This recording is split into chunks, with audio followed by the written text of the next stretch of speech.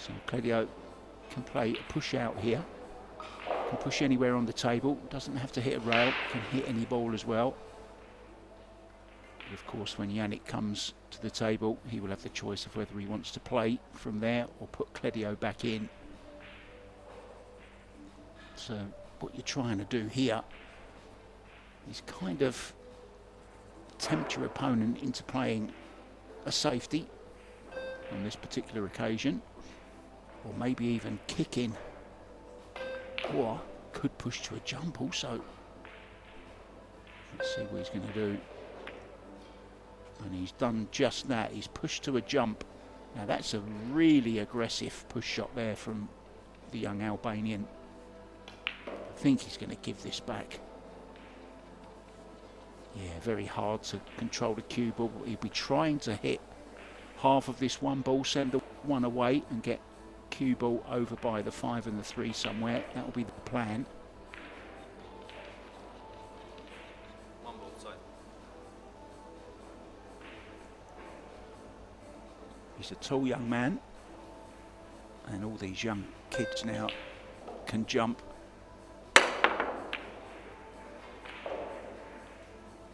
He called it a little bit too thin, but same result. He's had a little bit of a run there. It will be the turn of Yannick to play a shot with a short cue.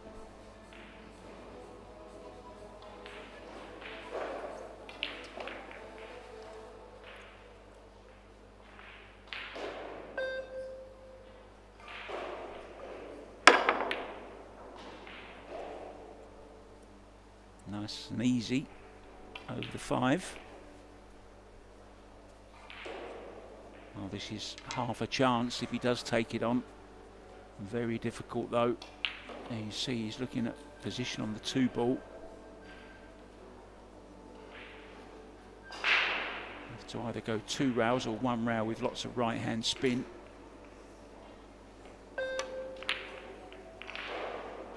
He did play it with a lot of right hand spin. Now here's an interesting rule.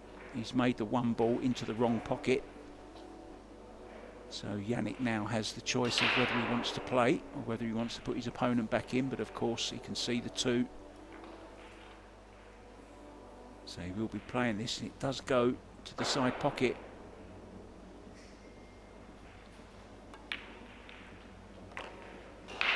Nicely done.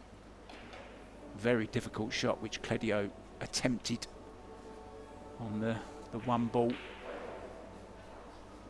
Played it with a lot of spin, right hand spin. And as you saw, made the 1 ball in the side by mistake, which meant Yannick come back to the table. And he's in here with a good chance of taking this opening rack.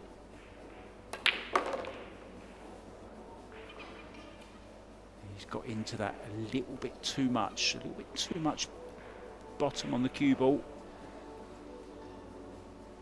He still should be okay. It's a little bit of a cut down the cushion.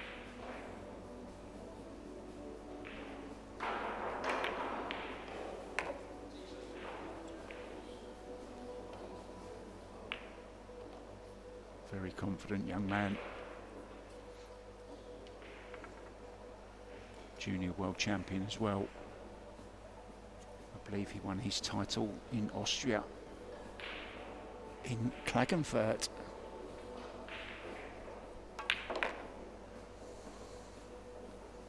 Oh, he needs this to go a little bit. Oof.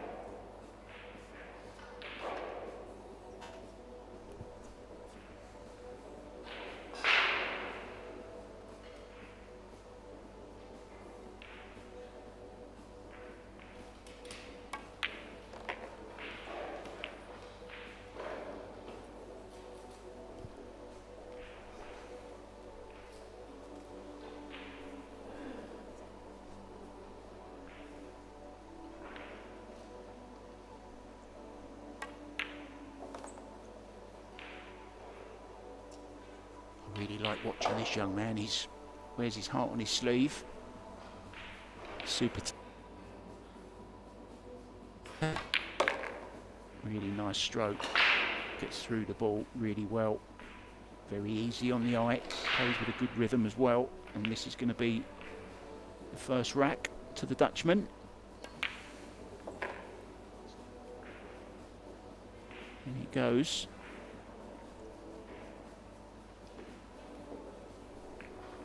And 0 it is. So this is day 3. Of course, there's lots of other games going on at the moment as well. I will keep you up to date with some latest scores, but if you want to do that yourself, you can go to probilliardseries.com. All the information you need there, the bracket, the schedule, the prize money, and 3 tournaments going on at the moment. We have the Men's Open, the Carrinho Women's Open, and of course the Scotch doubles, the mixed pairs. Fabulous tournament that is. That got underway yesterday.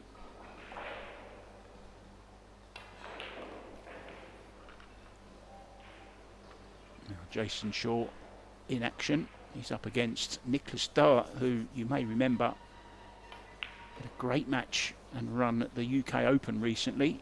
Pushed Josh Filler all the way. Well, the Scotsman is in front of the German at the moment by 1 rack to 0. Early days, of course. Arseni Sevastianov, the very talented left-hander from Finland, is in action against Bulgarian Georgi Georgiev. They've shared the first 2 racks there. Another Albanian in action. He was actually on this table yesterday. Arjan Matritsi played a fabulous yesterday, and he's 2-1 up against. Here we go, Greece. Back to this one then. Going to the centre of the table, Yannick, trying to make balls in the side pocket. Oh, has he fluked the 3? No. Now the problem when you do play the break from the centre, you open them really nicely. If you don't make a ball, you invariably leave your opponent on, and he's left a nice easy starter here, the 1-3 combo. And he doesn't want to make the 1 as well, unless he can play position number 2 at the same time. Is there a position where he can leave the cue ball that he would be on the 1 and the 2, should he make the 1 ball? Let's have a look. Right down the throat of this shot.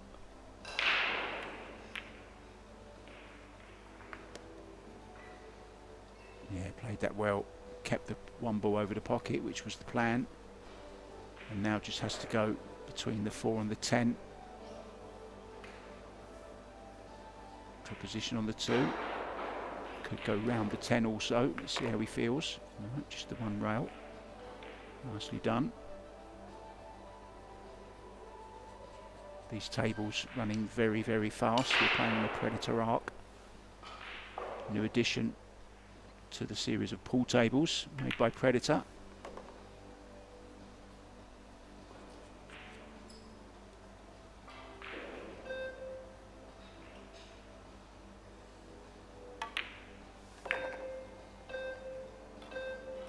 The purple 4. That's the Arcos 2 balls.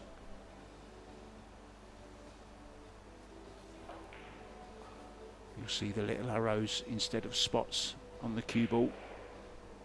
There's 6 of those. Helps us to see the spin on TV. Always good to see the cue ball spinning around, isn't it?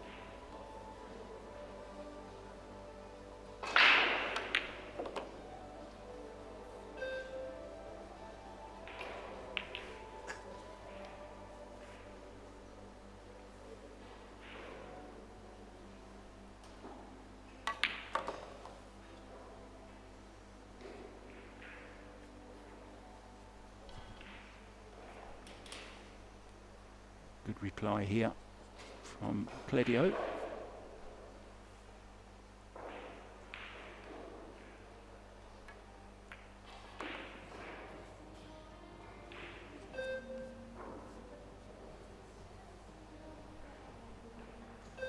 So 9 to the corner, just a little draw off the side rail.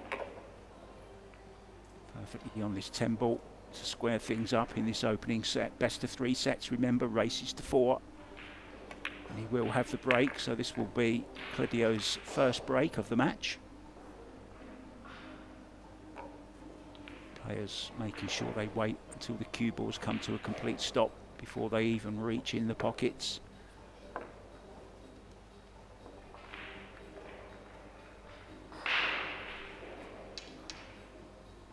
Let's just go through a few other matches. Senjin Perlevanovic, he's had a little bit of a tricky start to this tournament, lost his first one, but he won last night against Petri Mäkinen. It was a struggle, but he got over the line in the end, and he's 2-1 up against Sambor Stachevek. Simon Kural, another Pole, has taken the first set already against Lorenz Hollenstein. Tobias Bonga's great player. He's 3-1 up against another Dutchman, Jan van Lierop. Michael Thorne from Germany, 2-1 down to Ivica Putnik. There's Kostic, 2-1 up against the island boy, Jonas Salto Komino. And the man from the Czech Republic, Roman Hibla, is 1-1 with Estonia's Carl Gnaderberg. You're up to date with all the scores, guys, if you want to keep an eye on them yourselves, probilliards.com. So here we go, let's see.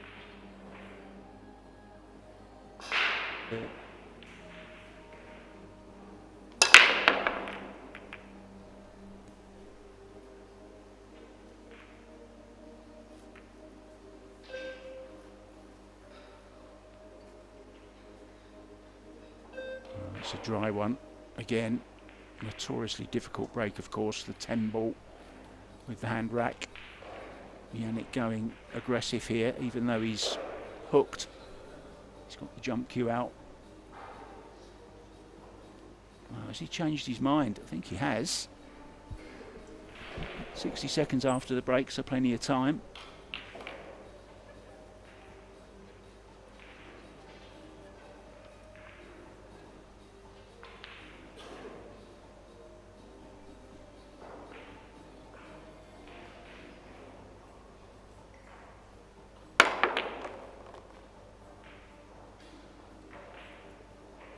Nice jump on the one. Oh, a little bit unfortunate to hook himself on the 2. He'll have to be kicking at this. There's no way he's jumping this one.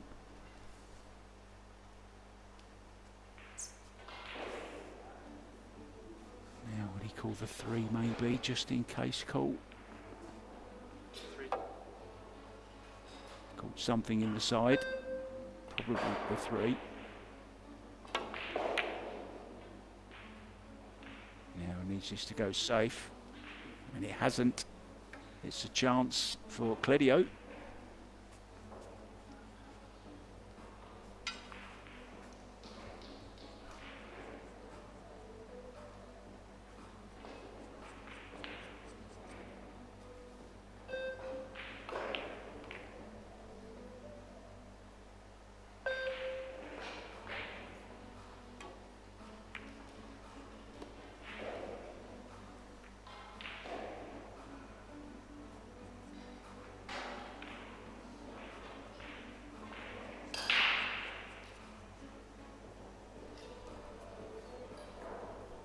Hi guys, to everyone joining us on Pro Billiard TV. Good to have you with us. Thank you so much.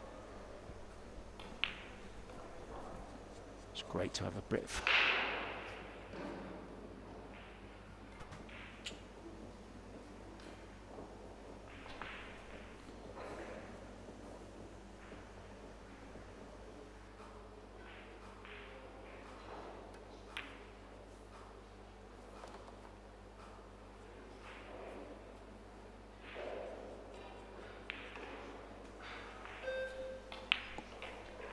on this 5 ball.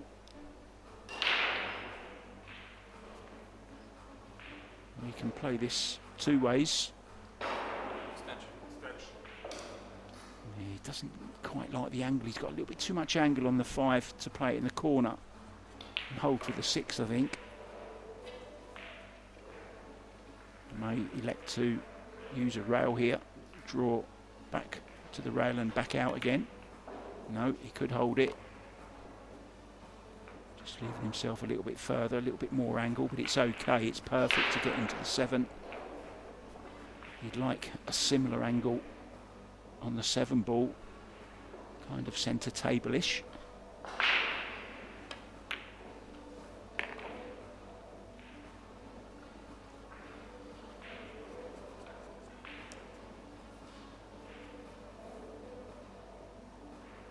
Draw down this end, won't risk getting anywhere near the 9 ball, playing the safety shot, the percentage.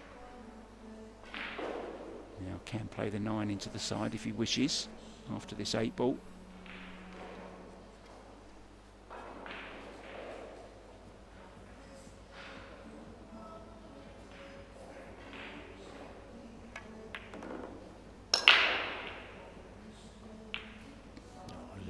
Trace of right hand spin there,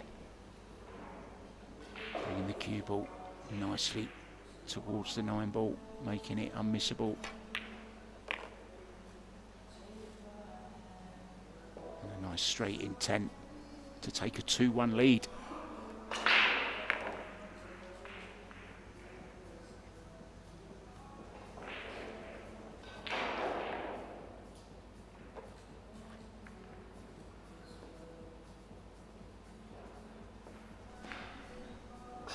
And, well, can he be as good as his brother? I'm sure he's got the potential, very young still as well. Every chance of doing some real damage in the pool, well, Claudio Cacci.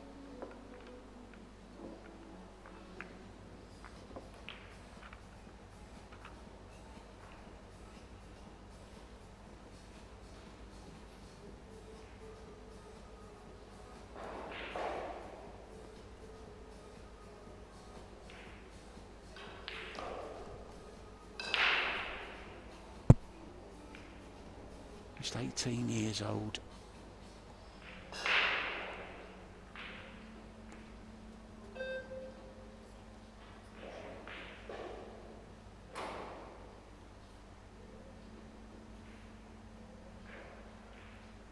He's actually won a ranking event on the WNT tour.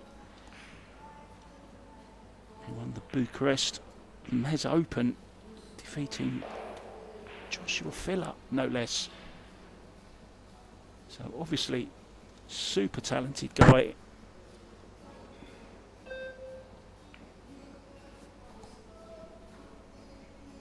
And he will be breaking 2-1 up.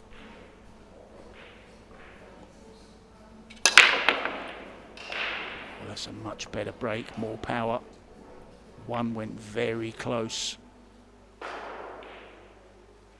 And he has made a ball. I think it was the 5, I think, in the side I saw. Couple of clustered.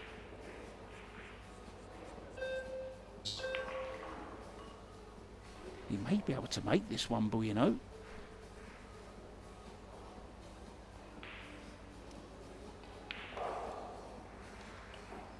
I mean, he could just play this conservatively, just hold the cue ball near the 3.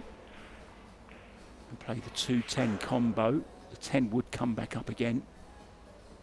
Or he could try and draw and leave the 2 into the bottom right. Well, it's not bad. And that 3 ball going on that top rail isn't a disaster either, because he has the chance of a combo or a carom on the 7. So this has all of a sudden turned into a very good chance. The table looked a little bit messy. Still the problem though, of course, of the 6 and the 4. I wonder, could he get to the angle now and try and disturb that? Well,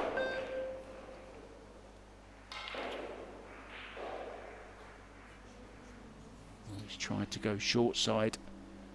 Now what about this for a shot? Take a gamble. Draw into the 7, carom the 7 and send the 3 into the 4-6. How'd you like that one? if Tim de Ruyter was commentating with me now, he'd say I'm crazy.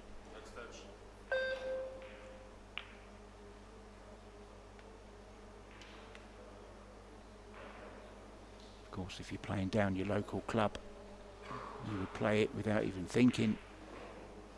But this is a big tournament. There's $37,500 on the line for the first prize. Some big money on offer here this week. 17.5 to the runner-up. We've got the doubles, 40,000 to the winner. Well, indirectly, he did open them up. So my shot suggestion, not as crazy as it first sounded. It even sounded crazy in my own head, if I'm honest. Now, can he just drop this 3 ball past the 6 and get the hook?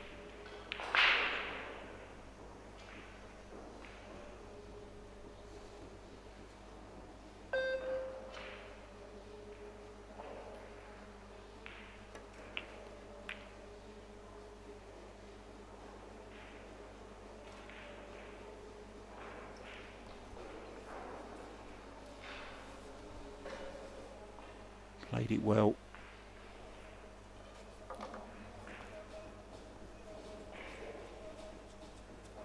How does he get this safe? I suppose the safest way is to make it in the side, but then he doesn't want to hook himself on the 4 afterwards as well.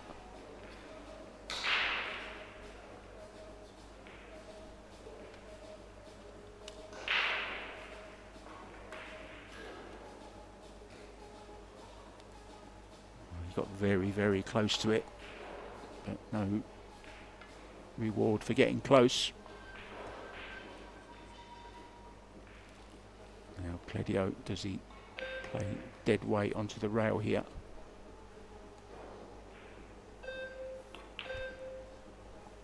Could play it safe and come back to the centre of the table. I think that's what he's decided to do. Much less risky. Yeah, now twice across to leave the 6 in the same pocket. Or could also go short side, but I think he is going to come past the side. He's got to get this right.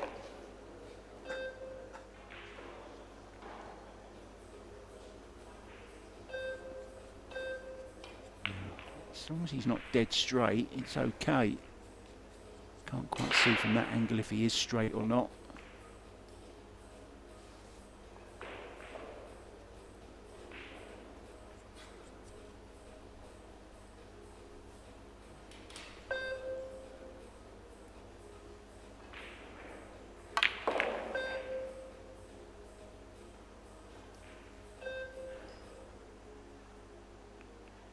This is a little bit tricky. He's got to put a little bit of pace into this one.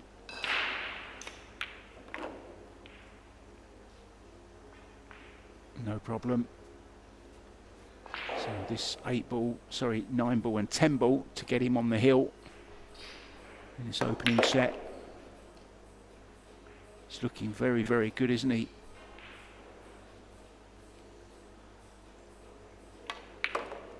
He's playing every department of the game very well at the moment. His safety's been very strong, which has created the openings. Drew the foul there. And there's the balls pocketed. 29 to 10, as you'd expect, with a 3-1 scoreline.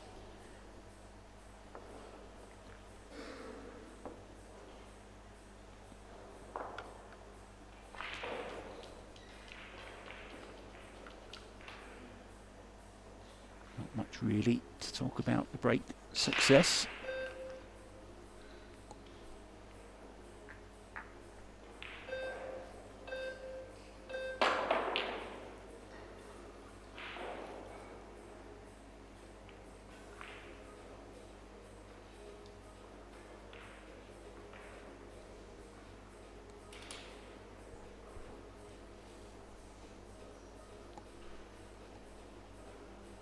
Plenty of action coming up today. Ladies will be in action. And the Scotch doubles as well, the mixed pairs.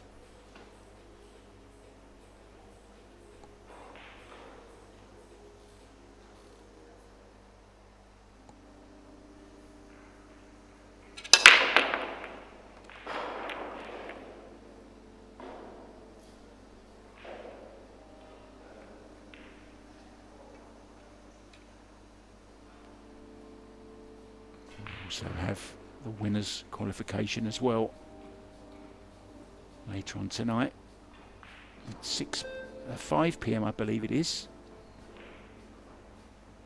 He's got to be careful here. Only is a slither of the yellow.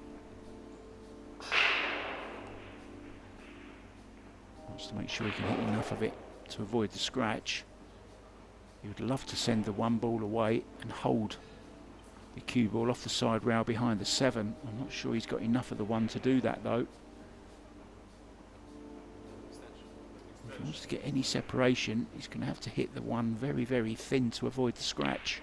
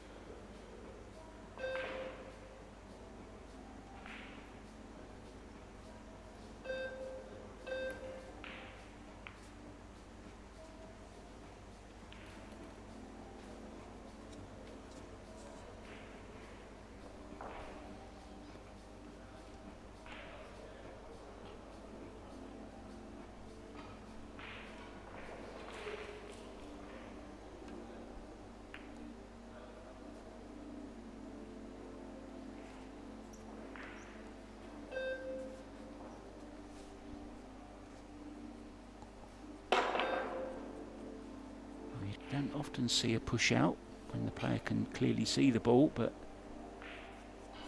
that's what Cledio did. And Yannick has played a nice shot there.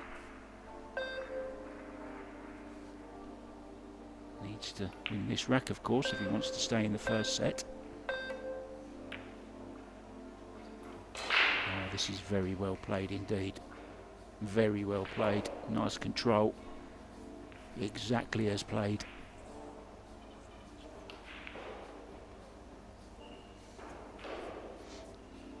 Two-rail kick.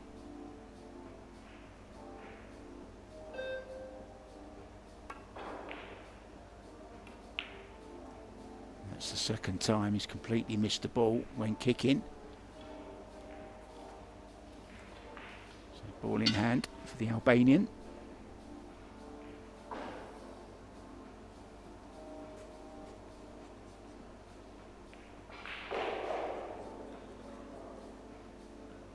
Great chance here to take this opening set. I honestly thought this was going to be a lot closer, this match.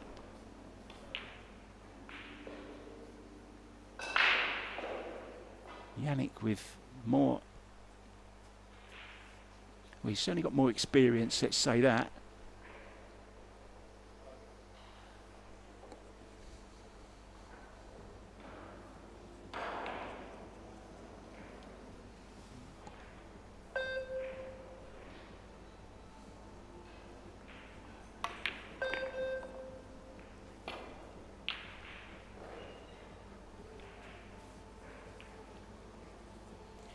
Key shots here, of course. Now the 3 to the 4 and the 4 to the 7.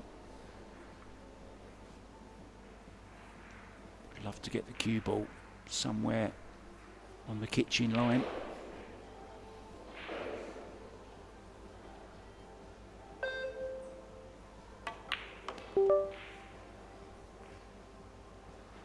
He's gone a lot further than that. He doesn't want to be straight on this.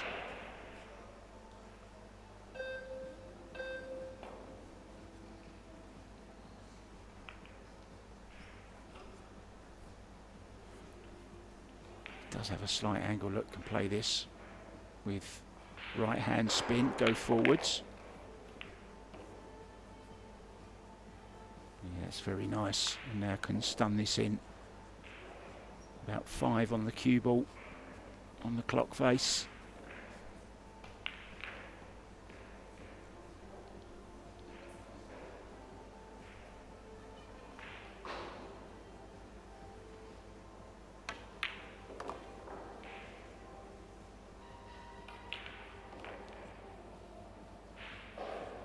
A little bit too far.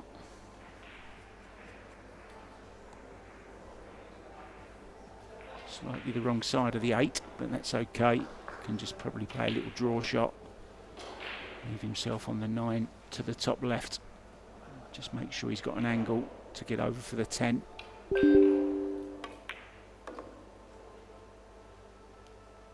that looks fine. Just the slightest of angles to stun over. Just draw even. Not too far. That's absolutely perfect. So Claudio Cacci has played a very, very strong first set here. Really strong. And if Yannick is going to stay in this, he's going to have to, well, certainly start kicking better than he has been. His kicking has let him down at the moment. He did have the good shot on the 1 with the jump cue. Apart from that, he's more or less been stuck in his chair. Very, very high player overall performance there. 950 from Claudio. Shows you just how well he's playing. 588 for Yannick. It's got to improve. Otherwise, he's going to be on his way home. Now, Claudio deciding to take a timeout. So we will do the same, guys. I'm Mark White. I'll be back with the next set as soon as the players come back.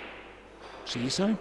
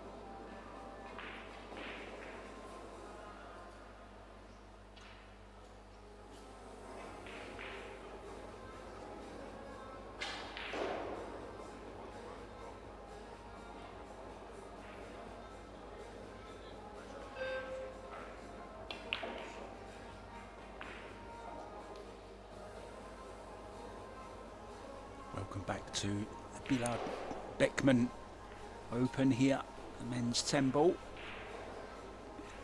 Beautiful view there of both tables and all the arena, all the tables in use in the background.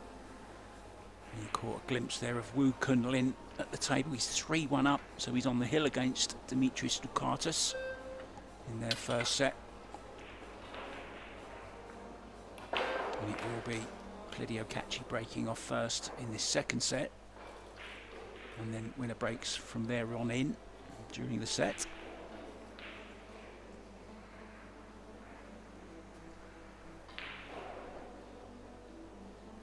And Yannick needs to improve his kicking, or even better, get his own safeties in first. That would be an even better plan. Claudio did make ball last time. He's going back to the side.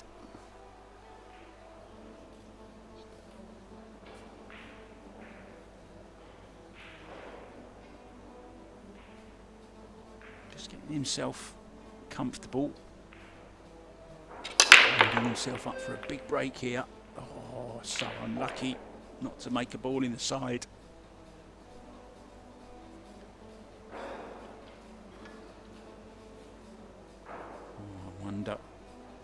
Can Yannick get to this one ball with the short stick, maybe just jumping over the edge of the 5 ball? He's got to attack this, there's nothing else to do.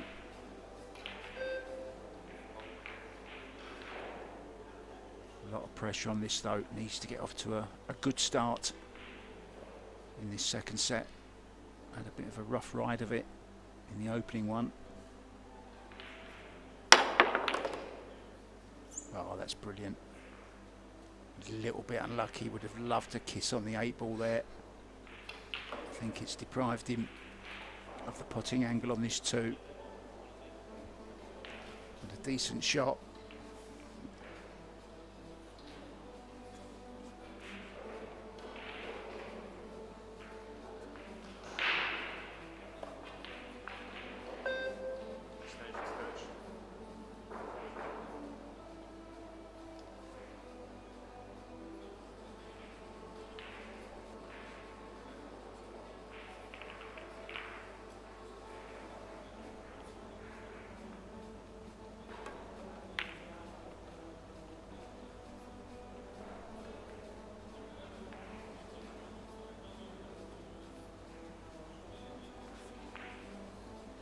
Certainly left a part of this 2 ball. May call the cross side corner bank. Maybe he can get through to it. He's going to come and have a look from the other end, maybe. No, he's looking to see if he stops the cue ball. Oh no, he has called the corner, so he can't see it straight on, I don't think. He's playing the cross corner bank. And that's a beauty. Oh dear. Oh, well,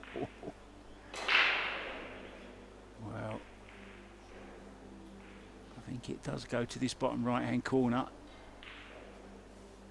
Very favourable little kiss there on the 7 ball.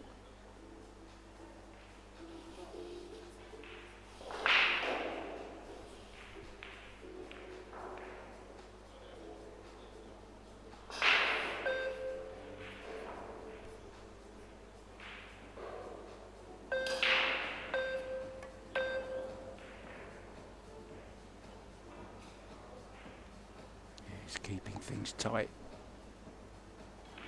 against Yannick here, not letting him have any easy starters, keeping him under the thumb, under the cosh, as they say. That's what Steve Davis used to be so good at when he ruled the snooker world. He used to, as he used to say, kept them under the cosh. Oh, but that's a great jump shot once again from Yannick. Needs a bit of luck. Oh, he just can't get a roll at the moment though, can he? Very unlucky to hook himself on the 4 ball after such a great jump. He sees the funny side of it. I'm not sure I would.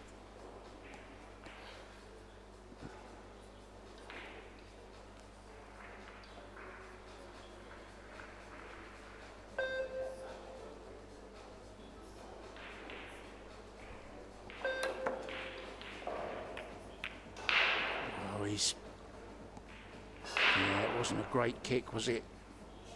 Okay, he fluked a connection onto it the second time around. But he's left it once again. And once again, it's his kicking that's let him down. He's jumping. If he can jump a ball, he's fine. But if he's trying to kick, it's just been a little bit off today. Extension.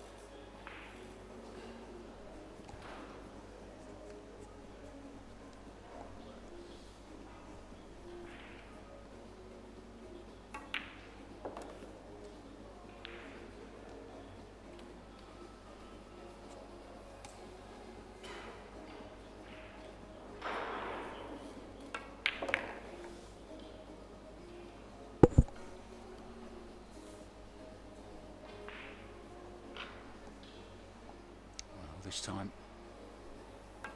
mistake from Cledio, letting Yannick into this first rack of the second set.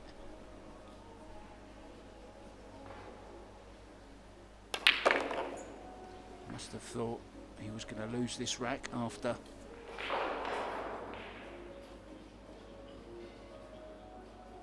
three, though.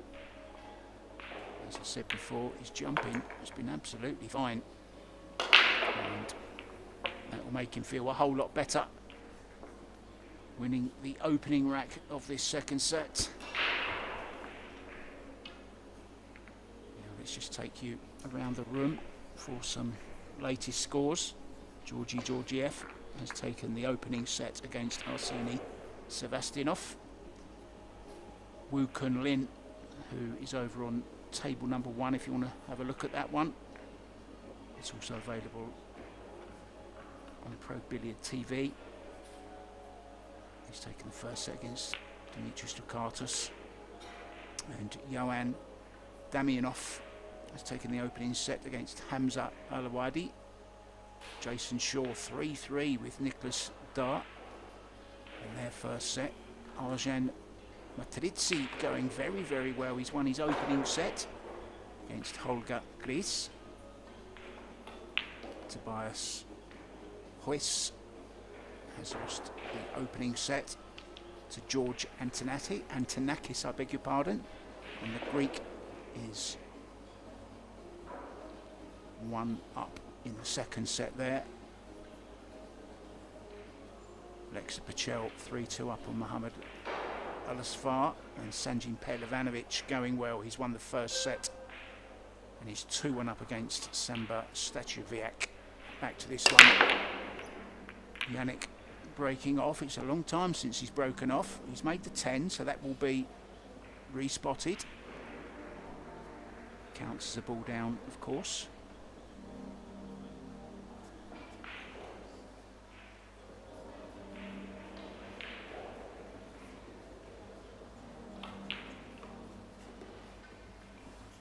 Ball could come into play if we do go to a deciding set and the scores get to 3-3. We would have a shootout, and just for future reference, it's not actually placed on the spot, it's placed where it is in the rack, 4 inches behind the spot, so that makes it that little bit more difficult as well.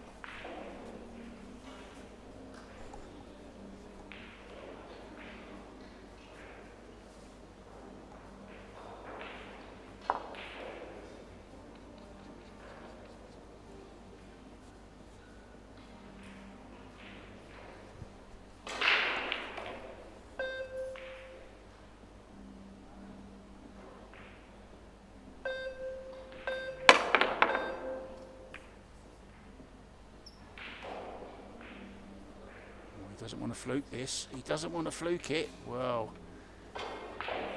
Yannick will come to the table. Made the ball in the wrong pocket. And he's finished perfectly on the 2 ball. So this is a real chance for the youngster from Holland. The Dutchman in first again. And he's very, very capable of doing exactly what Claudio done in the first set as well.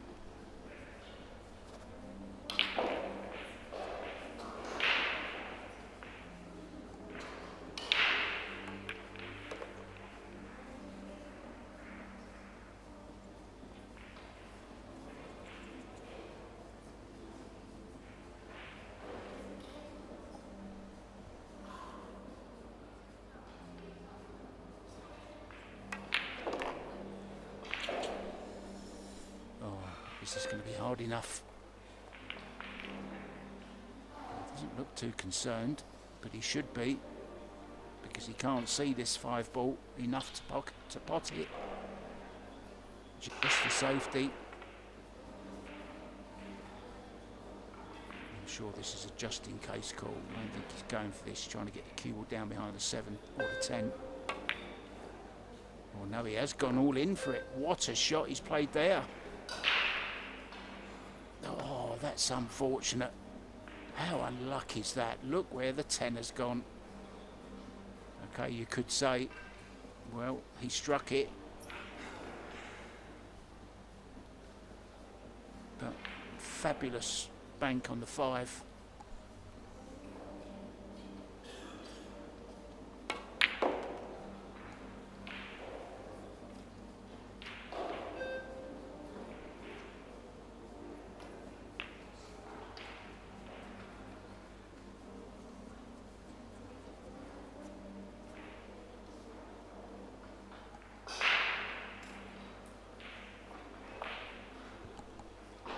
Done pretty well to get there. Short side on the 7. Well, he's bumping into balls again, but this time it's worked out in his favour. That's perfect. So he should be doubling his lead here.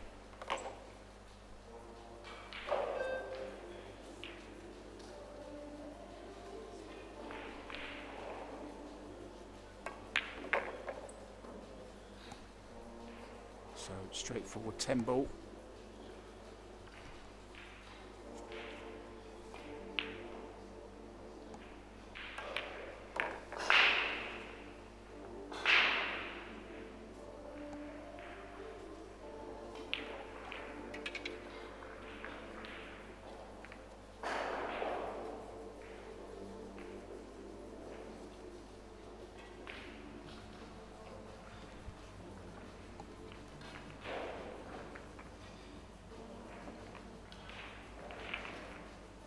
Jason Shaw has won the opening set.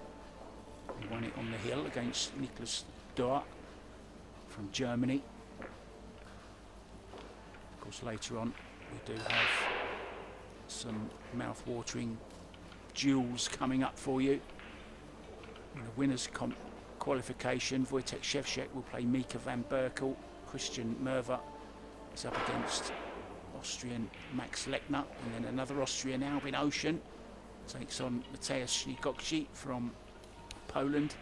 Ralph Suke against Sanchez Ruiz. That's a mouth-watering prospect. And what about this one? Alex Kazakis up against Felix Vogel. Conrad Juzician will take on David Al-Kadi. Robbie Capito in some fine form at the moment. Had a good win in the doubles as well with his partner Sursar. He's got a tough one on his hands with the German Stefan Kasper. And then the all-German affair between Moritz Neuhausen up against his good friend Joshua Filler. Federgorst will play Radoslav Babica from Poland. Oliver Szynocki from Hungary will play Christian Serdia. Dennis Grabe from Estonia up against another Pole, Mirko Fortunski. Alex Montpellier will play Viktor Zelensky. Nokioi against Sen Chia-Chen. Kasper Matikainen up against Mario He. Eklan Kachi brother of Cledio, of course, up against Hubert Podko, and Pierce Labutis against Daniel Massua. There's your lineup for the winners' qualification. It's coming up later today at 5 p.m. local time in Austria. Nothing doing again on the break, unfortunately for Yannick, so nothing aggressive to go out here either. On the one ball, just the safety. Possible bank block by the 5.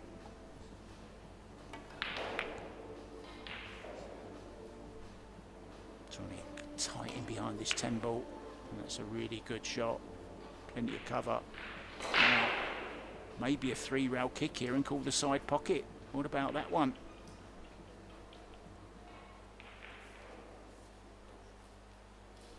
I didn't see him call the side, but this could go close, this one ball. No, he didn't want to catch it like that. He wanted to come off the 3rd rail. And he's left this. Now there is an angle on this one ball to go 2 or 3 rails to break open the 210.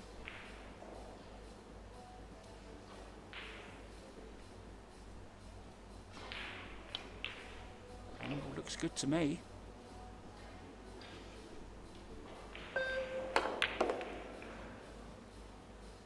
Well, didn't get into the...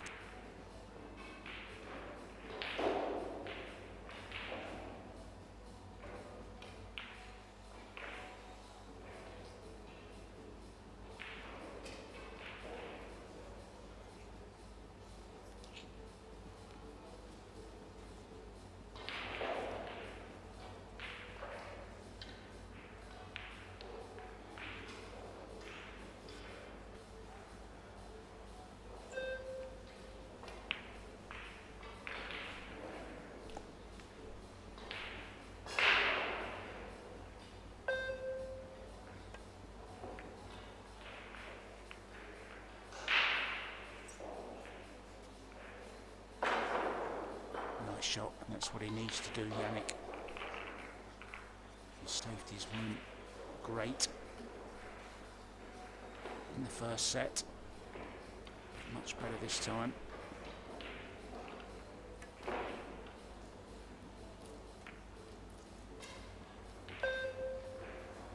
He's got the upper hand in this safety duel at the moment.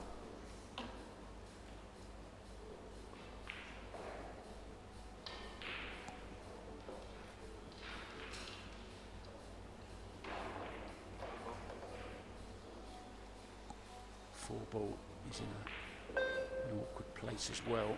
Possible 4-10 combo later on in the rack. Well, that's quite a smart shot he's played there. That's a great shot. Called the 8, opened up the 4 and the 10, and finished perfect on the 2. Great shot.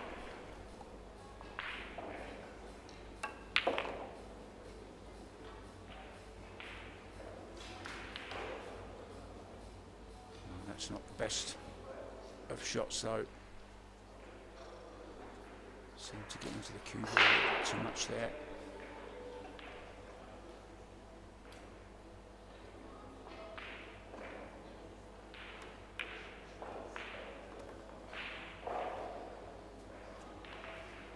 It's getting more difficult. This is super tough now. He's straight down on it, obviously feeling confident.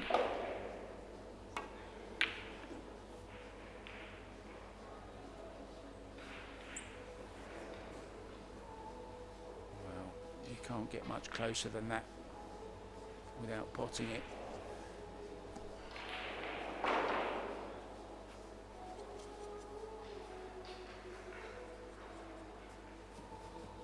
Cledio then with a chance to get back in this second set.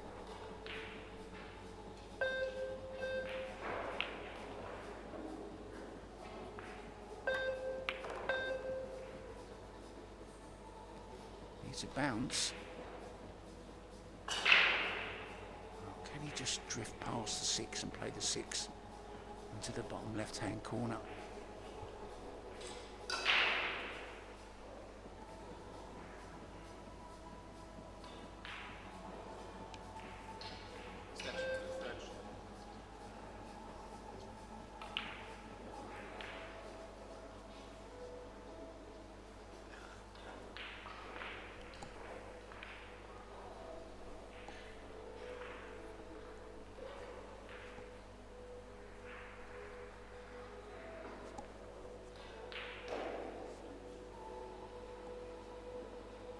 is he looking to play the combo? 6-7 after this 5. No. Yeah, that's okay. As long as you hit the left hand side rail on these, don't catch the far jaw.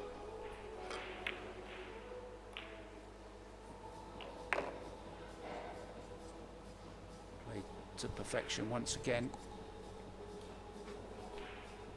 He's been in stroke pretty much the whole match. He absolutely bossed the first set. Kept Yannick very, very quiet and in his seat.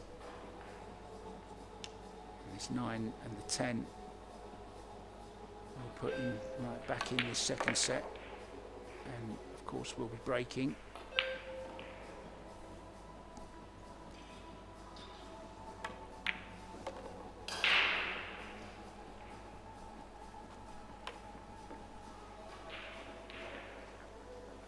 Nicely done. Now we are in Austria, a landlocked country bordered by Germany, Czech Republic, Slovakia, Hungary, Slovenia, Italy, Switzerland and Liechtenstein.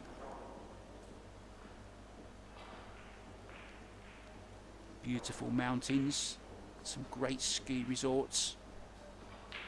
I remember my brother going skiing in Kitzbühel many years ago. And then of course in the summer turns into a beautiful hiking country, mountain climbing, cable car rides and nice lakes to swim in. Beautiful part of the world. And I've heard a lot of interviews with the players saying, well, most of them are saying this is their favourite stop on the tour. They've been holding the Euro Tour here for some years, and we will have another one following this tournament. I think it's just a day's rest or so, and then we'll be back with the Euro Tour. Should be a well-stacked field as well, with everyone already here.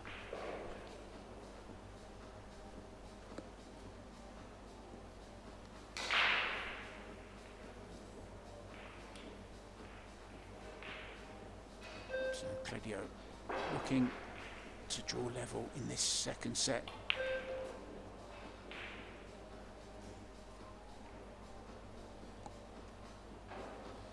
I'm not sure what he's doing here.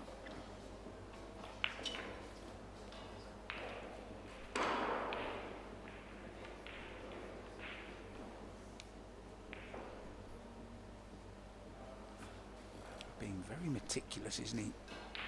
Trying to get that cue ball exactly where he wants it. Rightly so. Trying to make the one in the side. Got kicked, so did the 8 ball. The 8 ball looked like it was going to go in the side.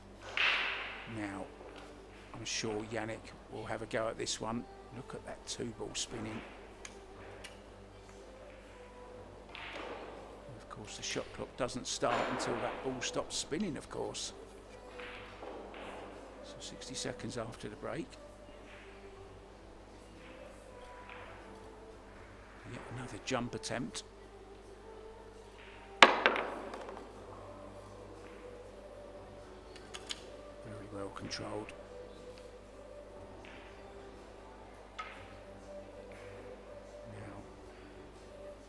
Now, not easy to get onto this 3. I wonder will he just accept the combo.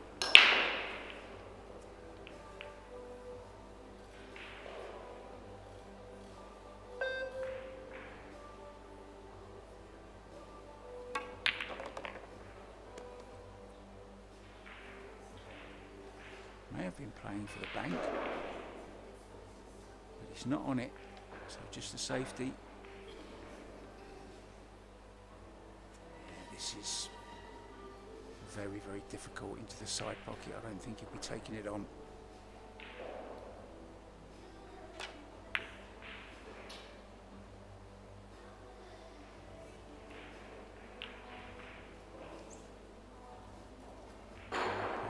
aggressive. Cross side bank, didn't get it.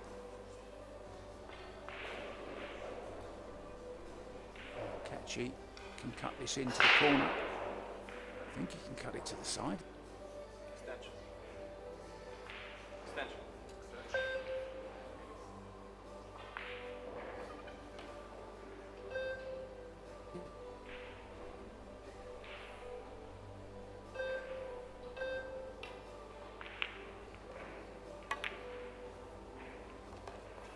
That's some cut, that.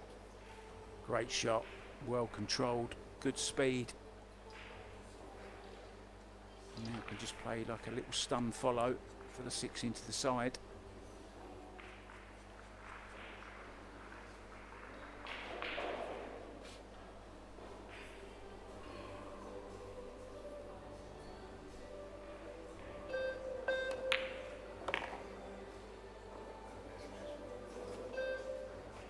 There was a couple of flies hanging about yesterday, causing the players a few little problems, I think.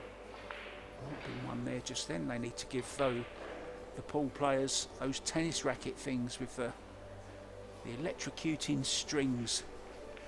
That's what they need. Put one of them in your case as well. A new piece of equipment for pool players, a fly swatter.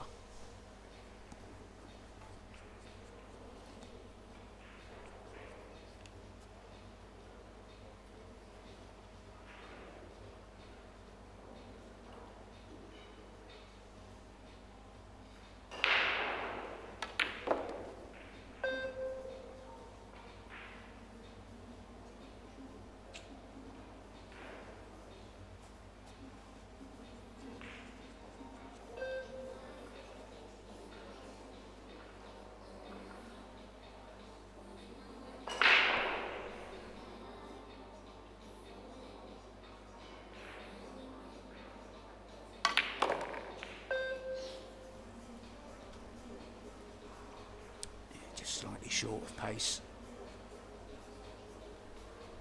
Just a little test up. But this is to draw level in this second set, and he'll be breaking to get on the heel.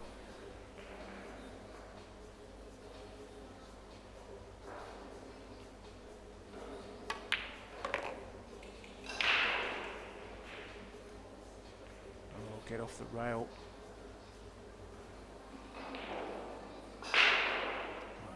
Just come off a little wry smile from the Albanian there.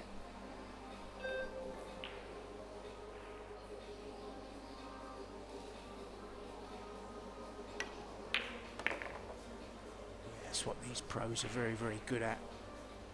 When they're faced with a difficult pressure ball, 9 times out of 10, they'll make them. That's why they do all the practice and the technique. Practicing shots like that so that when they do come up in a match, it's kind of just like practice. Handled the pressure very, very well there.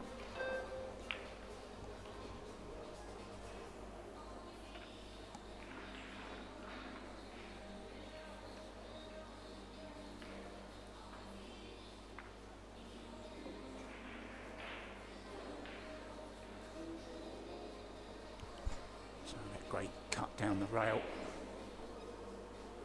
from Cledio in that rack, sealing the deal, squaring things up.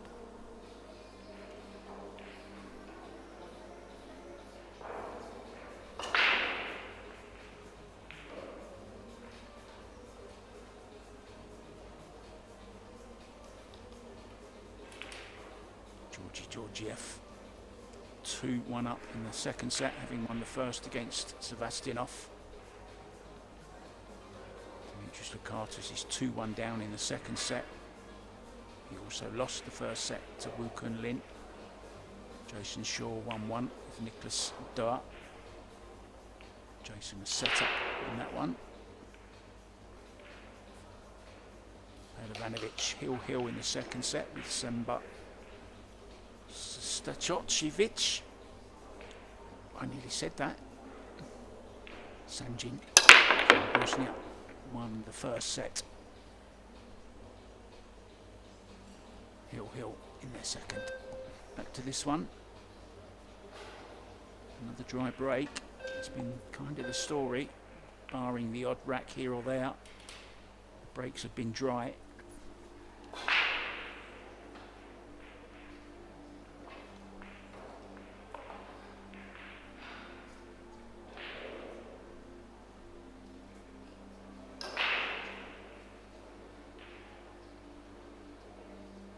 He's having a go at this. Draw, right hand spin. Try and arc the cue ball around the 5. Needs to come past it. Oh, well, a little bit betwixt and between. Does have it to the corner. Has it to the side as well. I think he'll take it to the corner.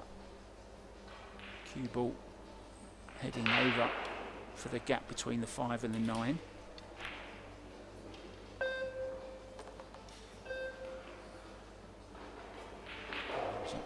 All the way to the rail, and this is finished okay.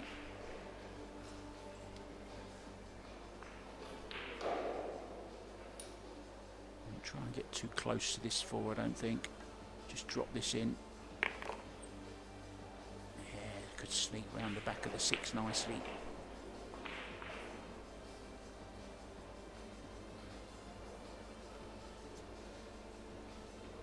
It's not ideally placed, but it's over the same side as the 7. I think he may have to play a 7-10 combo a little bit later on.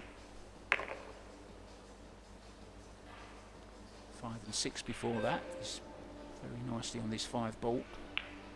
Just a little draw for the 6 into the same pocket. He's looking good to get on the hill here, Yannick.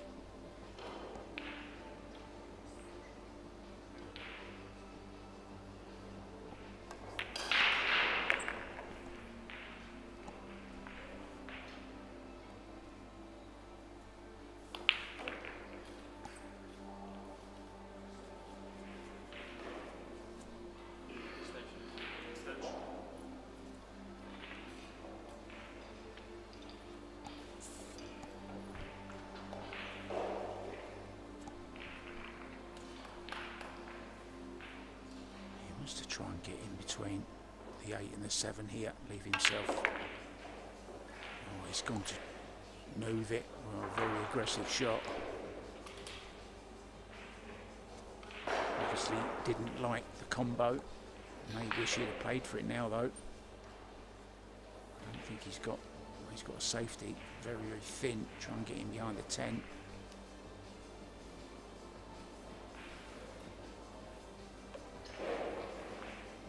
Changed his mind.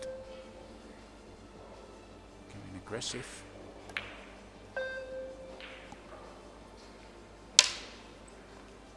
Wow. Showing his disappointment there. Got so close to it, I thought it was in. I think he thought it was in as well. I think he felt like just hitting it in with his cue in the end. I know how you feel, Yannick. I've been there. A very frustrating game sometimes. And from him being on the hill, it looks like it's going to be Cledio Catchy on the hill. How quick this game can turn never ceases to amaze, does it? Looking like a nice calm run out. And then all of a sudden, Yannick misses the cannon onto the 7 and the 10. Has a really good go at the bank. Very aggressive shot, attacking shot. But unfortunately for him, it hung up, and it's going to be Cledio Catchy who gets to the hill, and it will be the double hill. He needs one more rack to book himself a place. He loses qualification.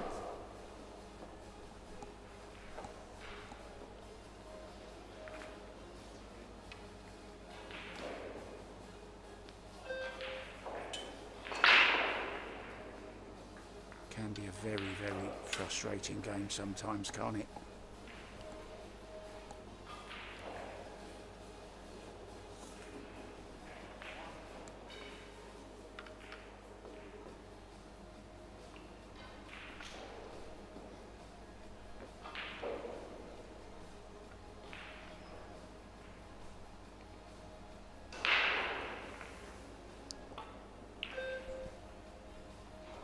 Always a good discussion to have about choosing a queue.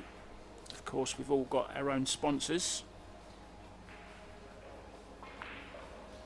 But choosing a queue can be very, very subjective. We all like different things in all walks of life. You know, we like different food, clothes, shoes, partners for life.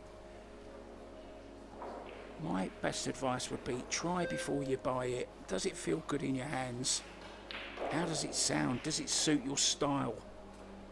Do you like the feel of it? Remember, a cue becomes the extension of your arm. You've got to be at one with your cue. So my best advice, take your time, have a good look around, try your friends' cues out. Wait until you find one you really like. No one can really tell you what cue to buy, I don't think. You have to make up your own mind. But when you do find one, most importantly, enjoy the game. Play with a smile on your face. Play like a gentleman or a lady. Play with good intentions. Always be honest. Call your own fouls.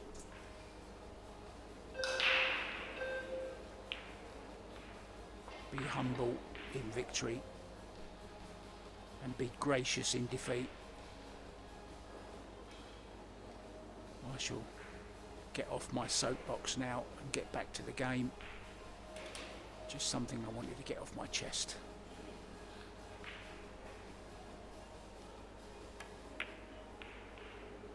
Oh,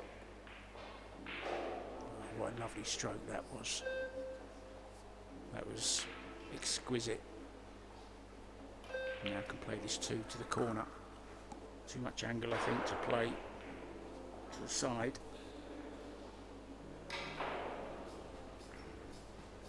So this is a huge shot, not just in this rack, but in the match. If this goes in, he's got every single chance of winning the match at this visit. Right in the heart of the pocket.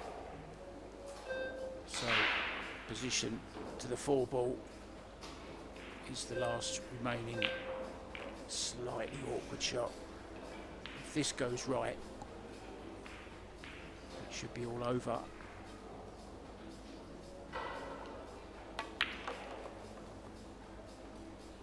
And it has gone right. Oh, doesn't want to be over the 9 though. Oh, he's just okay. Sanjin Pelovanovic has gone through in straight sets, so has Simon Karol. And so too has Tobias Bongers from Germany over Jan van Leerup in straight sets. And Vika Putnik is having a really strong tournament. He's going well. He's just beaten Michael Thorne in straight sets as well.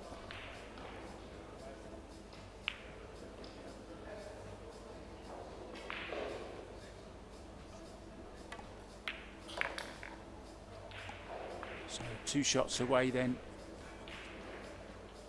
It's been a pretty classy performance from the Albanian.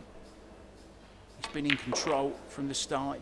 It looked a little bit like Yannick was going to get back into the second set. Took a 2-0 lead, but then lost the next 3. And this 10 ball for the next 4. The shake of the hands from 2 future stars. But it's congratulations to Claudio Cacci, who will move on. Yannick has the journey back to the Netherlands. Thank you so much for watching, guys. See you on the next one. I've been Mark White. I hope you enjoyed the flight. See you very, very soon. Bye for now.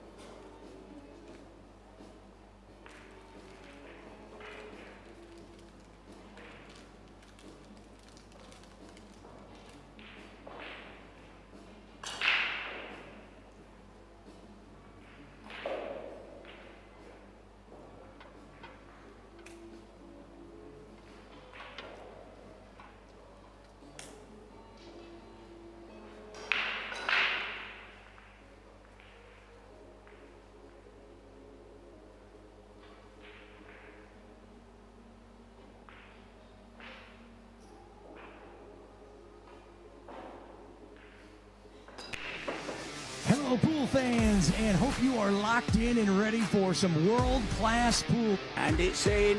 What a performance. Ladies and gentlemen, we have witnessed some absolute thrilling matches so far.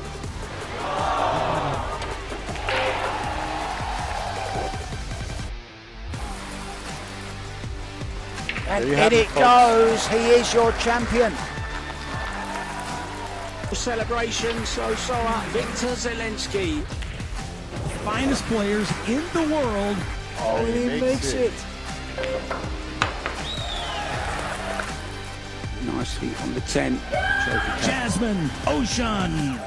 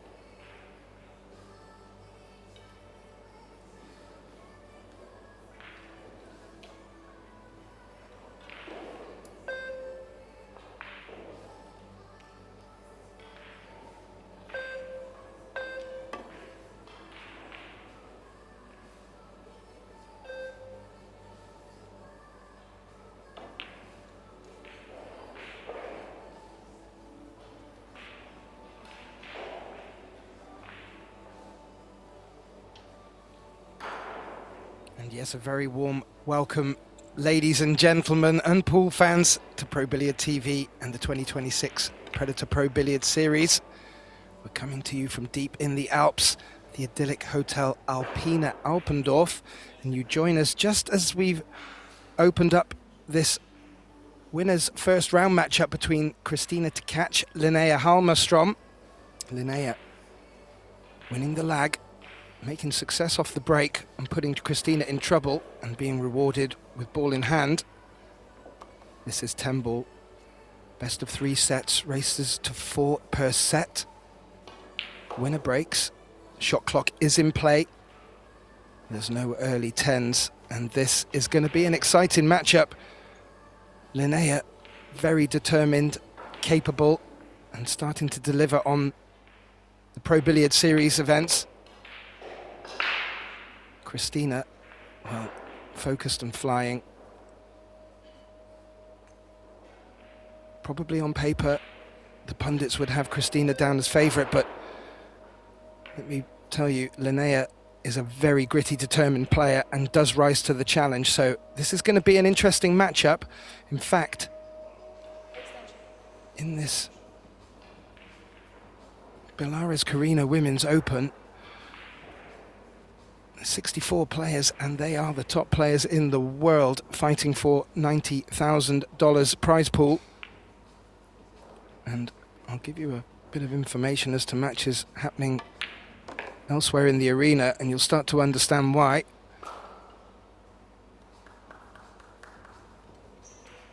Leia's picking these off nicely. Probably left a little bit more of an angle than she wanted on this 6, but it does pass the 8. Just needs particular not to lose shape for the 7. And in fact, she's played that even better, playing it thicker than she would have if she played it directly, and using the rail and the 8 ball, ensuring she held for this 7. So good early opening signs from Linnea, especially if her break's working. And she'll really not be wanting to give Christina many opportunities. And it looks like she's come out with the game plan of putting Christina in trouble if the offense isn't available.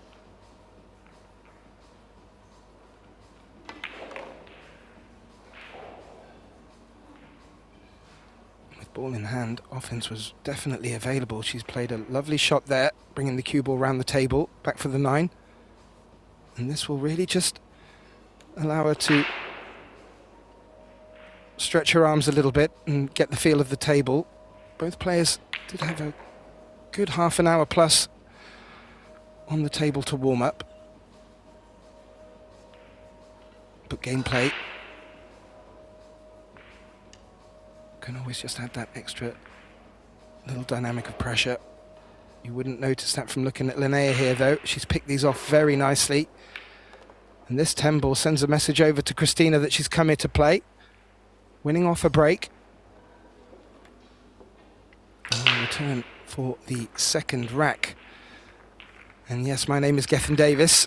I'll be flying solo with you on this match. And I'll be keeping you updates as they come in thick and fast from the arena.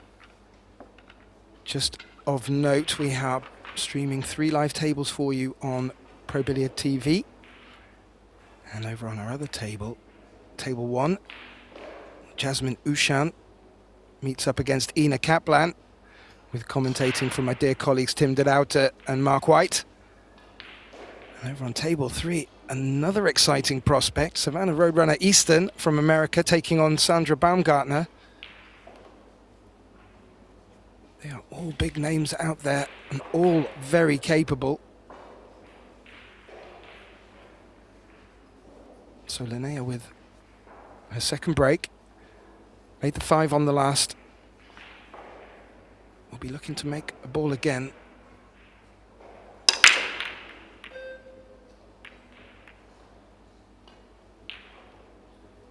The 1 did take a friendly knock, and it threatened the side pocket, but it hasn't dropped, and that will bring Christina back to the table. As you can see from the overhead, it locked up against the 7, or rather, was dressed up against the 7 there. So this is not a formality for either player, but Christina with the first opportunity.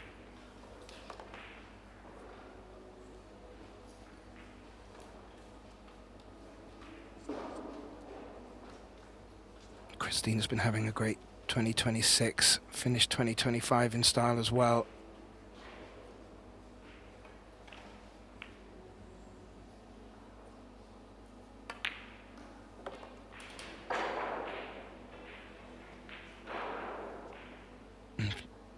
Very much making a mark on the Pro Billiard series. And she's just had a little second glance of that 5. Something will need to happen if she would like to continue with the run out at this opportunity. However, if she feels that that's just not going to happen from where the 4-ball is positioned, there are opportunities to play safe from it.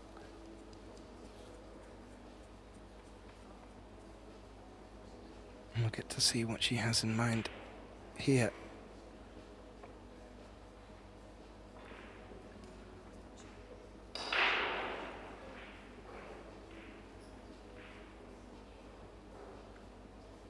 Both players playing from young ages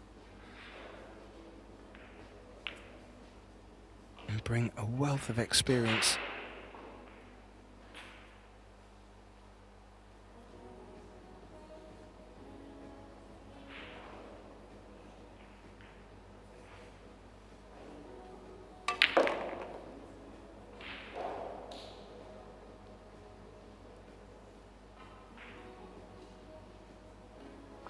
Well, I think she was hoping for a contact, something friendly. The cue ball's rested very close to it, which will promote her being able to glance off an edge.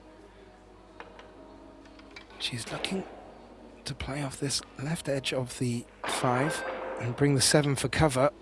That corner pocket is looming, so needs to be very precise, especially stretching using the Predator extension. She played that really well. I'm not sure if Linnea can see an edge of the 5. If she can, well, that will certainly help. Otherwise, it's a difficult escape from here.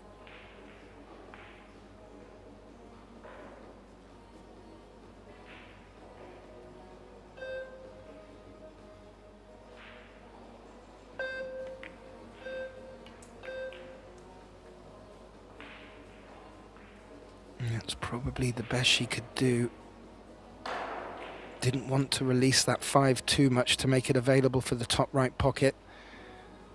Does now throw it over to Christina.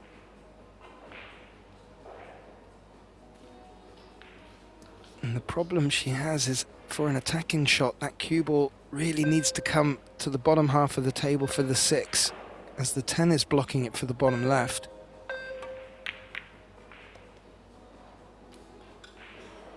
Called a combination, made the combination, didn't feel that that was on. I didn't hear the call.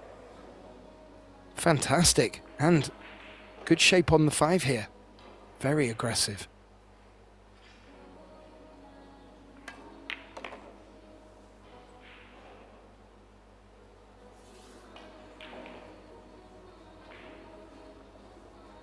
And that seems to have paid off. Position on the 6. Ideally needs to avoid the 10.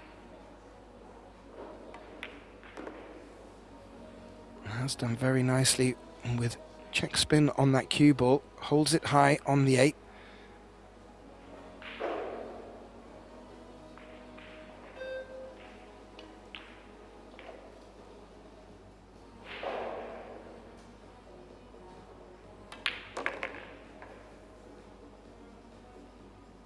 Straight from the get-go, both these ladies showing as they've come here to play.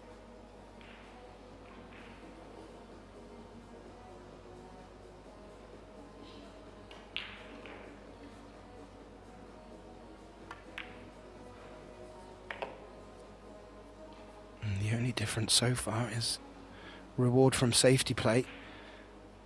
However, the score with this 10 will be 1-1, and it will be our first opportunity to have a look at Christina's break. And will that be a difference in this match? We've seen it in previous games. Some players just getting to grips with the break that bit earlier, and in these short races to 4 best-of-3 set formats, it can really swing the score quickly.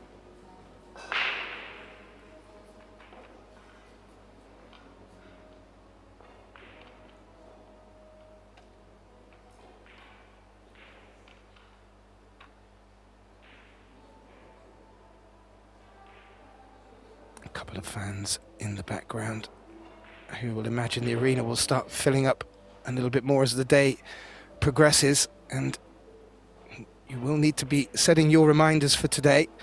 We had an absolutely wonderful opening round of Predator mixed doubles matches yesterday evening, and we'll be finishing off today with more mixed doubles action. And let me tell you, the thrills and spills are to behold. Will we get the same in this matchup? Christina to break, 1-1 opening set.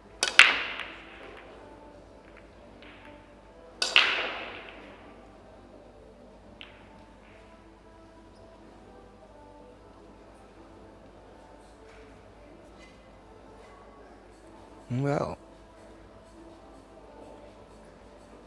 try break. A cut on the 1 ball if Linnea wants to take it on. I thought I just caught her pointing to the right side pocket, so maybe looking to play a safety and calling the right side pocket as just a bit of insurance.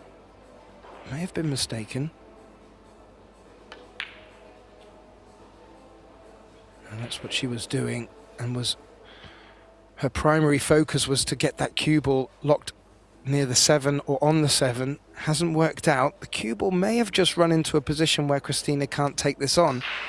It does look like there's enough of a gap. Christina's body language suggests that that's what she's going to take on here.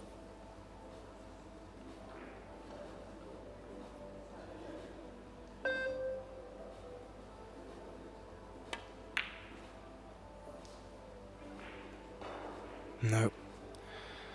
And even if it was on, just looking at the opportunity to get for the 2, I don't think that was on. Christina's played a great shot here. Left Linnea with a possibility of a jump shot. I think she has brought a jump stick.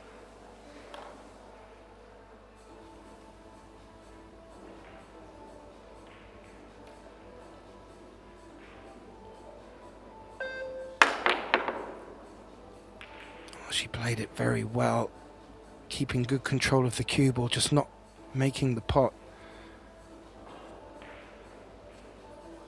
Now, that 1 does not have the bottom left pocket available.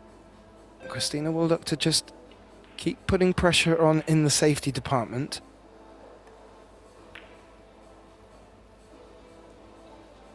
And she does keep good focus on that cue ball. Another half a roll up against that 6 would have made this even more treacherous. However, now there should be the 1 rail escape. As you can see from Linnea just addressing with her cue. Needs to give this a little bit of premise, as doesn't want to leave the 1 in the open. Played it gently, looked like she was going for the pot as well. But has been rewarded with a safe 1 ball.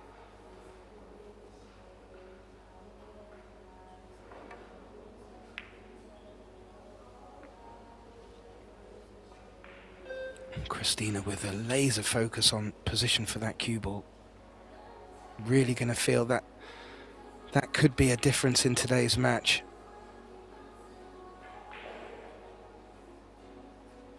It just takes away so many of your opponent's options if you can get the best possible cue ball in the safety scenario. Linnea again successful with the 1 rail escape and not far away from making that pot. However, this time the 1 has refused to go into a safe position, and now the opportunity that Christina's been working hard to get, she now has got. Will she be able to convert this at this visit?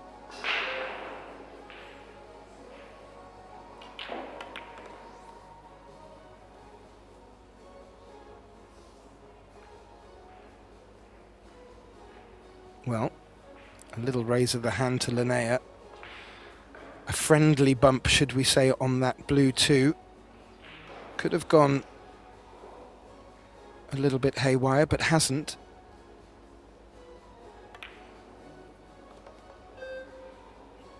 And with, as it looks from this angle, the 5 will pass the 6 as well, so has options for the 5.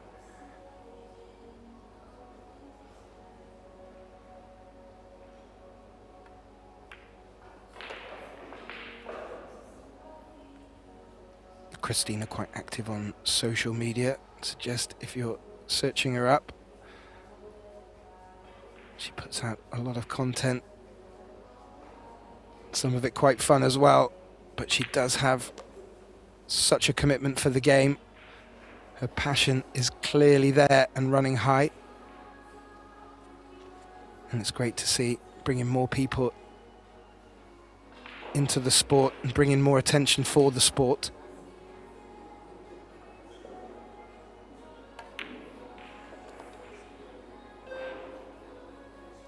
And this 6 ball just needs to be treated carefully to ensure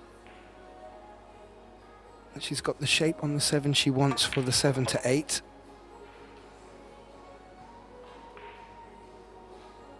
And she's drawn that back very nicely. Looks like it's just come back enough to leave an angle.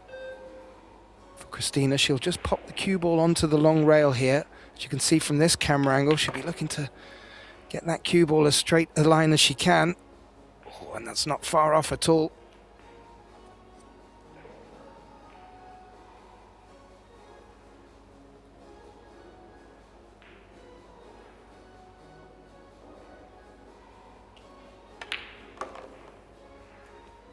And then they had the right idea in the opening rack. Had success from the break, didn't have the opportunity to go aggressive and put Christina in trouble. It got her ball in hand, and Linnea, in quick fashion, got the first point on the board. But so far, Christina has just sort of responded with some great safety play of her own, and she's been able, with this 10, to win the next 2, which she has done.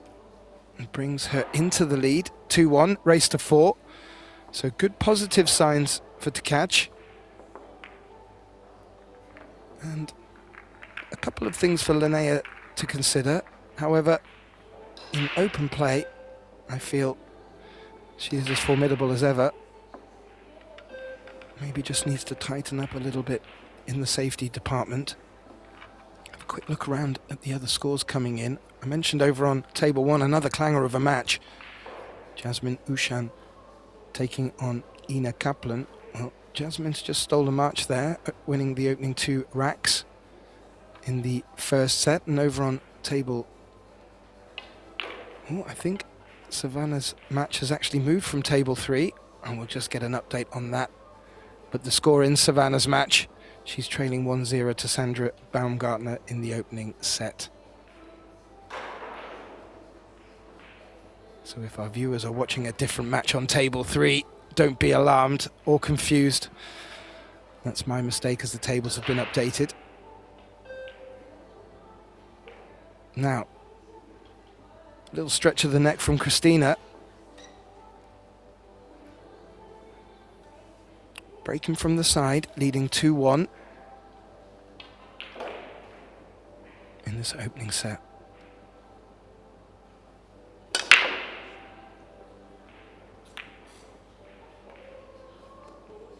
Whoa. Well, the 1 threatened, but it didn't, and the 3 took a friendly bump from the 8 and has dropped. A couple of other balls have tracked towards the corner pockets, but the 1 sadly has fallen up on that top short rail and not really given much for Christina to attack. So safety is the best option. And a nice containing safety here, bringing the 7 and 9 into play. Fully expect Linnea to escape from this, but not guaranteed where that one ball will end up. It looks like Linnea is hoping that one ball will end up potting the 2 in the bottom right corner, so keep your eye on the 2 ball. Keep your eye on the 2 ball. Wasn't far away. It was going in the direction Linnea was anticipating. Now, what sort of gap is that 2 left for Christina to attack with this 1?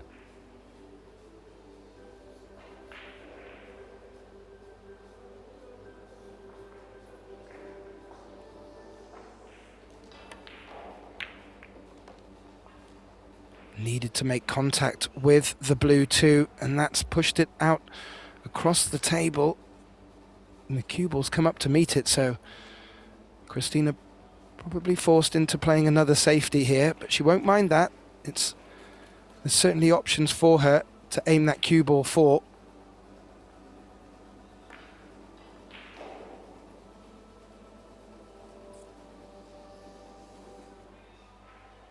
Yeah, full ball cover with the 6. Linnea coming to the table with not much at the moment.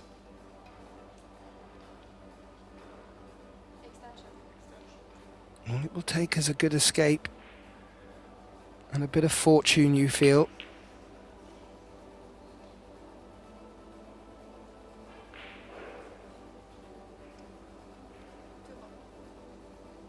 She certainly knows her angles well. I'm just wondering if there's a possibility that the escape she's considering, there's a chance of potting that 2 ball in the bottom left pocket.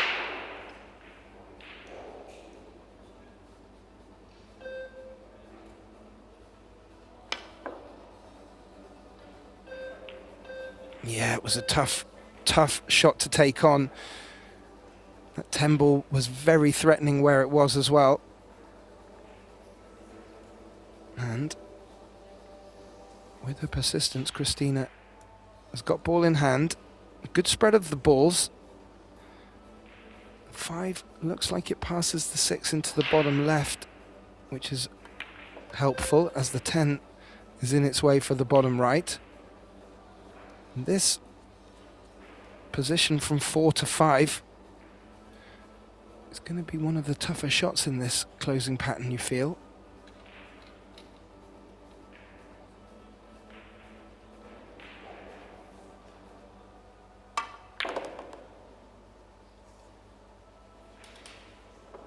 Oh, she played that fantastic. Very difficult to judge. Pace of the cue ball coming out off that long rail, and she's finished in prime position for this 5 with the right angle just to connect back for the 6.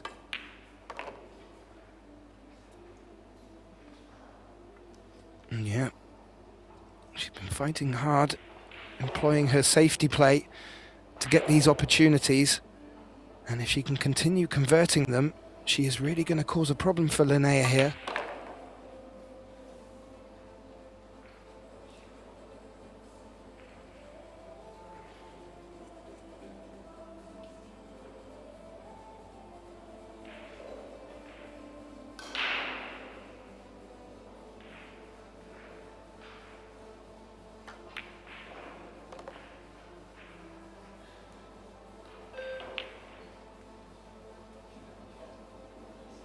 Yep. Very methodical when the pattern reveals itself to Christina. And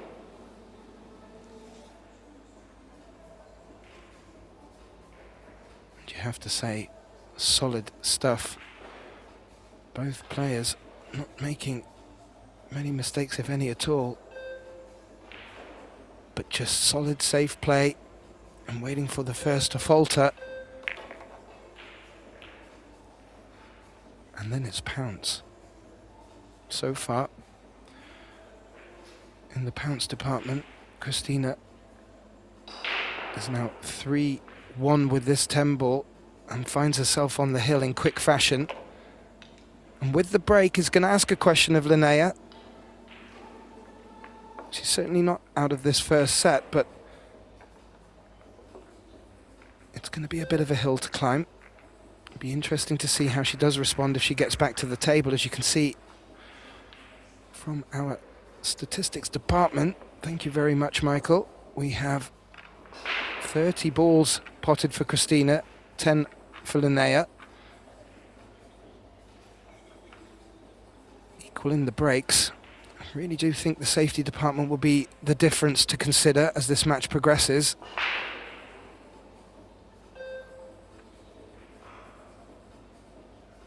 And a little update from our other TV table between Jasmine Ushan and Ina Kaplan. Ina's taken the third rack in the first set.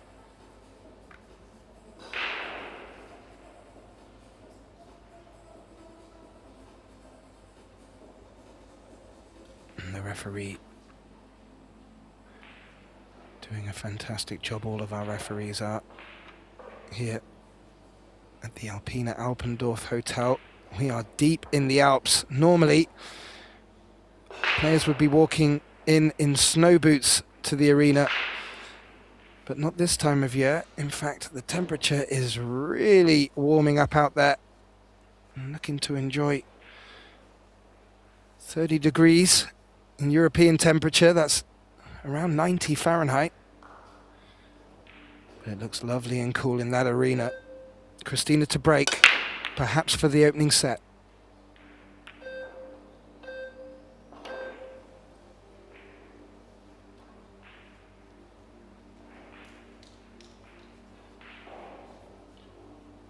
Well, try break. That will keep our statman interested. This one is definitely on, but there's going to be a bit of work for Linnea to do here to get anything on this blue 2. I'm not sure if it's available for the bottom right either. That would only leave the left side and the left top pocket for it once this white has been potted. Once the one, rather, has been potted. So with the extension as well, this is a very, very difficult shot for Linnea to take on.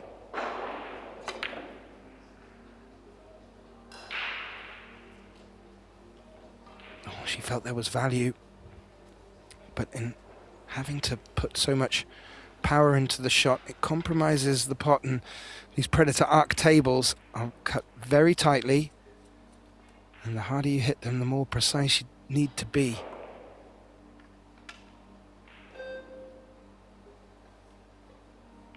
It's still not obvious how Christina can also get position for the blue 2.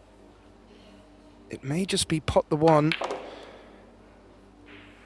I was going to say pot the 1 and look to play a safe from the 2, but if that passes the 3,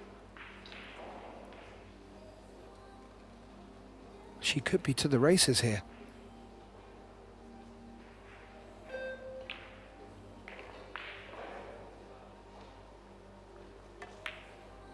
As you could see from that camera angle, she was never going for the pot. It was all about getting good safe. And on this occasion, and I would say a rare occasion, Christina hasn't got that cue ball close enough to the object ball, or rather, not as close as we tend to see from her. And that may have just leaked enough of a gap for Linnea to consider the jump, but she's kept the playing cue in her hand, a 2-rail escape, and it was a difficult shot to take on. Just wanted to catch that edge of it, the thinnest of edges.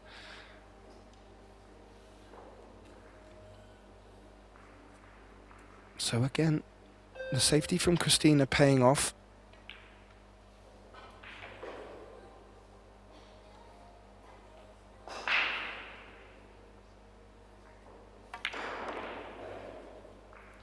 And with the 2 out the way, the pattern opens itself up very nicely on the table.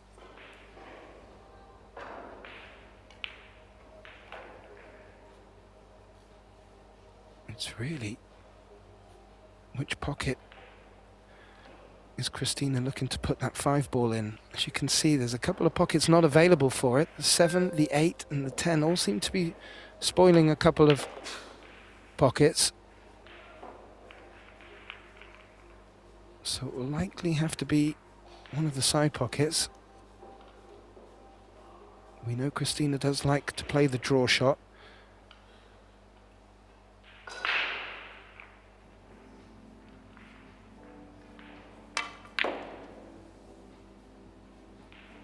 And we can see why she likes to. She has great control over that. If anything, she probably just brought that cue ball back a little too far to want to naturally float down for the 6.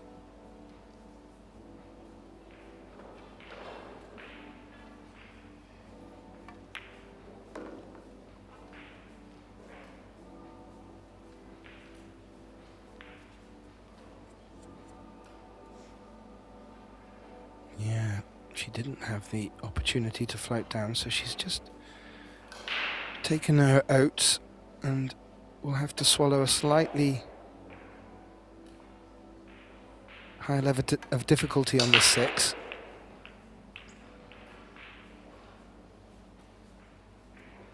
And played it well.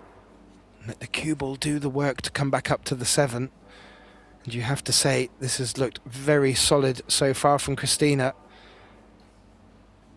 Not really any big mistakes from Linnea, aside of a couple of missed attempts at getting out of some tough safety positions, but that's really more of a testament to Christina.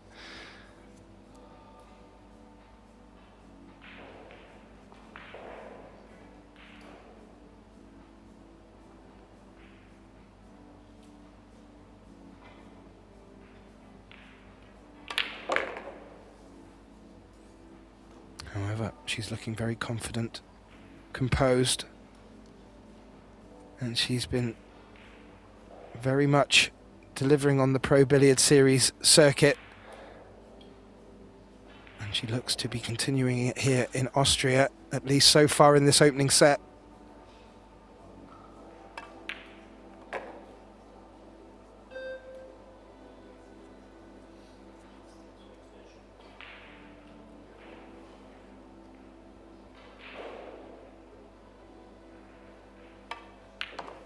Christina to catch, puts that 10 ball away and takes our opening set 4-1. And I'd have to say in quite convincing style, even after a very good start from Linnea, Christina has just been pushing her into safeties all the way through this and pouncing on any mistakes that Linnea's been able to make from her escapes. We'll just leave the statistics up there for you, and we will take a short break with the players. We'll be back with you very quickly for the start of our second set here at the Carrinho Billiard Women's Open. Take care.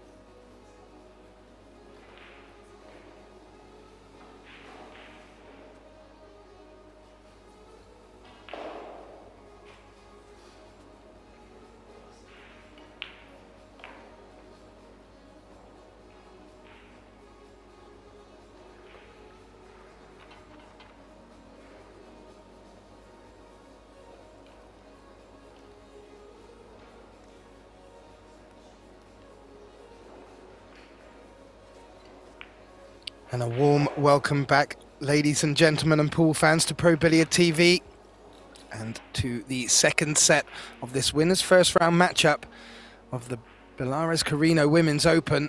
Christina Tkac takes on Linnea Halmstrom. The story so far, well, Linnea got off to a great start, but Christina has just notched it up a gear, and she was able to take the first set comfortably 4-1. My name is Gethin Davis, bringing you the live action here at the idyllic Hotel Alpina Alpendorf, deep in the Austrian Alps. But who will be hearing the sound of music? So far, it looks like Christina, and she will get us off to start in this second set. Linnea looking for an opportunity to get her teeth back into this.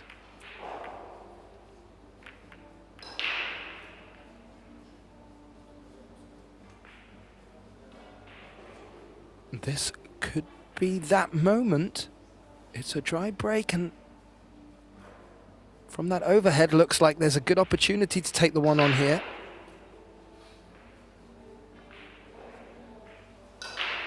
The only problem is getting back across for the two.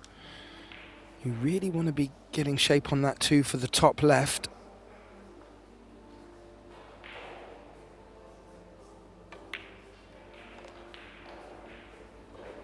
Oh, and she's been able to find the gap behind, around rather, the six.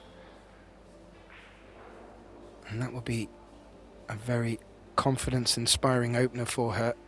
And now gives her a very good chance to get shape on the three. This is a very tough table to take on.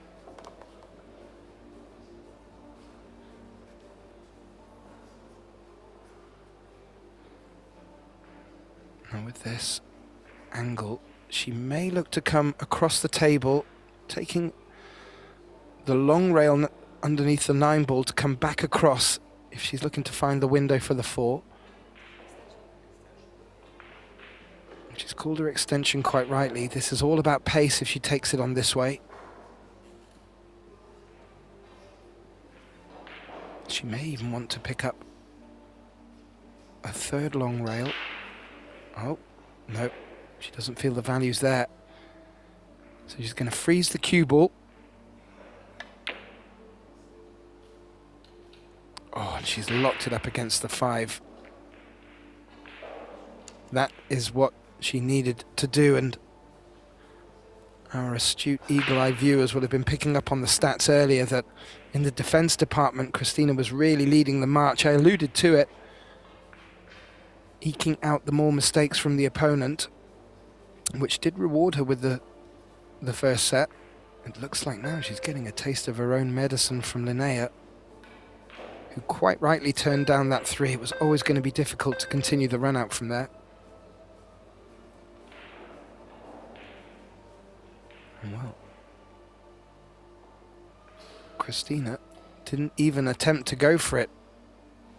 She looked to push the 5 purposefully, but didn't really do anything with it to cause Linnea a problem. So looks like Linnea's going on the attack, and from the overhead, if that 7 does make its way to the bottom left pocket, this is a very promising opportunity for the young Swede.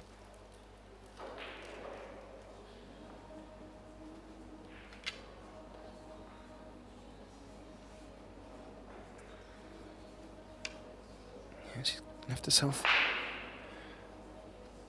a decent enough angle to get that cue ball around out towards centre table.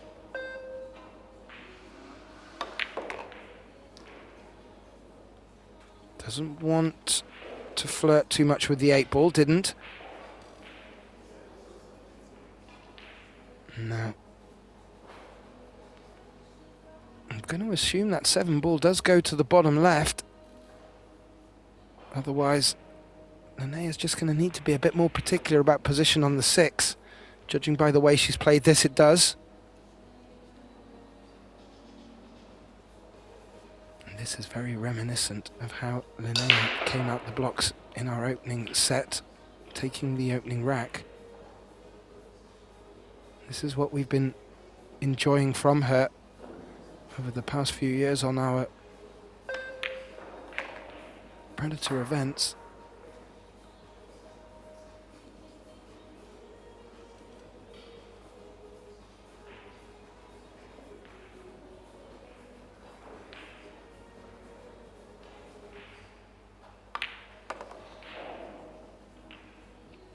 Doesn't want too much of a bounce, hasn't.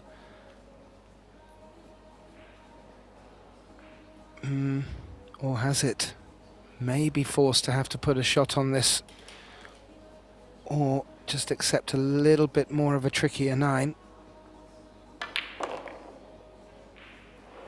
Not for Linnea. She's put a shot on it. Needs it to keep going. Or does she? She's called the side pocket. This would all be about pace and accuracy.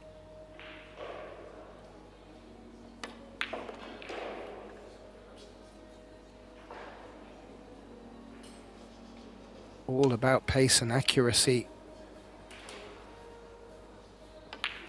And as with our opening set, Linnea Halmerstrom, with a very dominating performance, takes the opening rack, and, well, maybe the break has just allowed her to focus on something, or maybe take a little bit of something out of play. But if it's the option to go on the offense, she certainly can back it up.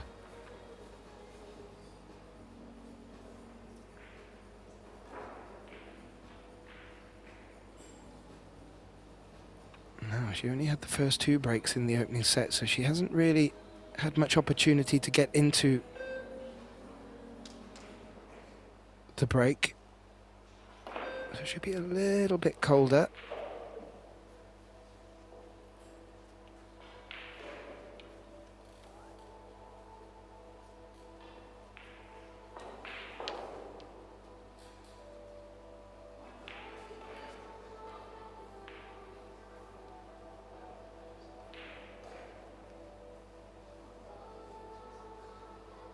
So Linnea Halmerstrom to break, leading 1 rack to 0 in the second set.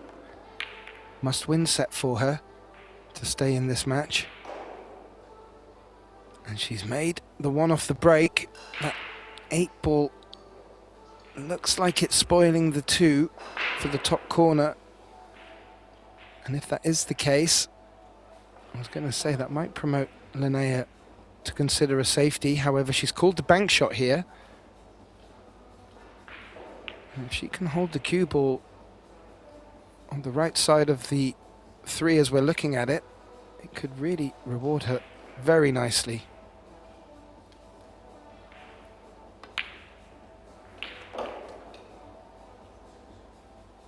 Yeah, she's done that very nice. Bank the 2, shape on the 3. She's just checking to see if the 4 passes the 7 into the side pocket, because that's really what she'll be looking for with the natural angle off this 3. She'd like to be low of it, because that 5 is not going to be going into that top right pocket where the 6 is. Could be a combination there if she's left with no other option, but the way she's played for this 4, yeah, as you can see from the tip of her cue, she should be able to drop very nicely down here, and good early signs from Linnea in this second set. Do feel she has a wonderful attacking and offensive brain.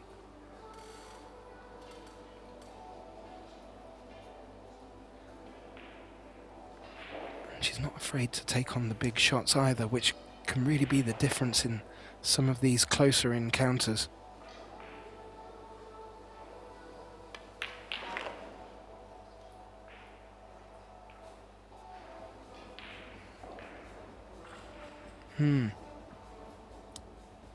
Just having a look at the 9 ball. I think she should be able to avoid that.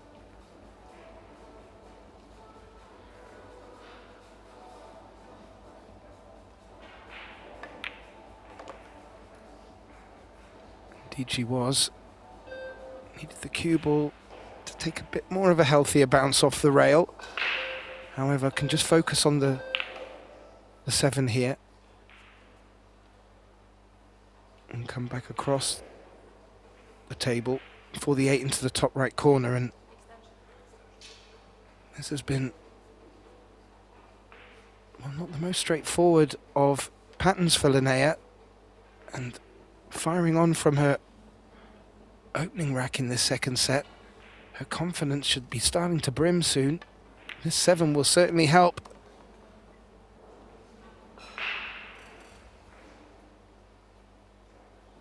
Fantastic.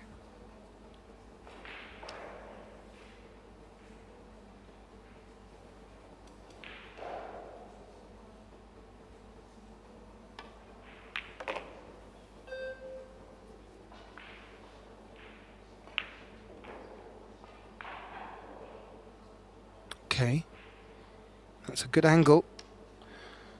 May prefer to come down bottom left of the table here. Not too sure if she can come back across the table twice. She was, and that's what she's attempted, but it did need a little bit more power in the shot. And that's a disappointing miss from Linnea, as she'd put all the hard work in the second rack. And it would be a bit of an insult for Christina just to be able to steal it at the end. But this 9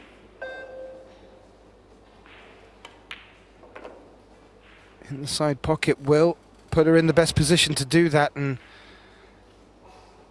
very unexpected return to the table for Christina.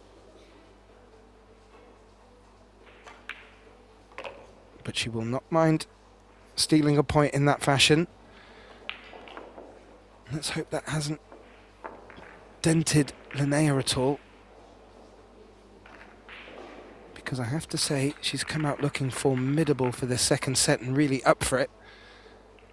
And was very close to taking the 2-0 lead, a very useful 2-0 lead. But now it's 1 apiece. Over on our other TV table, Jasmine Ushan has taken the opening set against Ina Kaplan and is already flying in the second set, taking the opening rack. We have a very interesting match between Xiaofang Fu and Kennedy Mayman. That's currently still in the first set, locked at 3-3. They're on the hill. And Savannah Easton from the US also has taken the opening set against Sandra Baumgartner and is pushing on. She's 1-0 up in the second.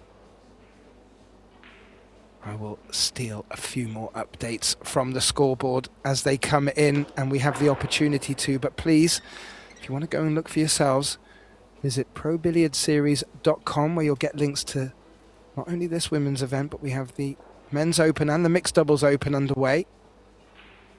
And if you're enjoying Pro Billiard TV and the stream that we're bringing, streams, please do like, share and subscribe.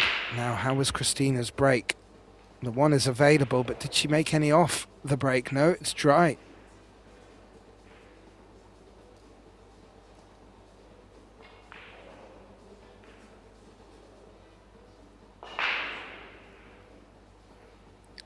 And then they're just having a little look at the 4-9 cluster. It does make any options for that 4 rather limited.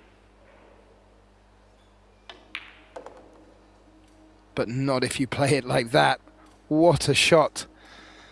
That's one of the shots of the match so far for me. That needed a certain amount of finesse, but also she needed to put a bit of venom on the cue ball to get back out for the 2. She's judged that so well. Is the confidence at the level that she wants? I think it is.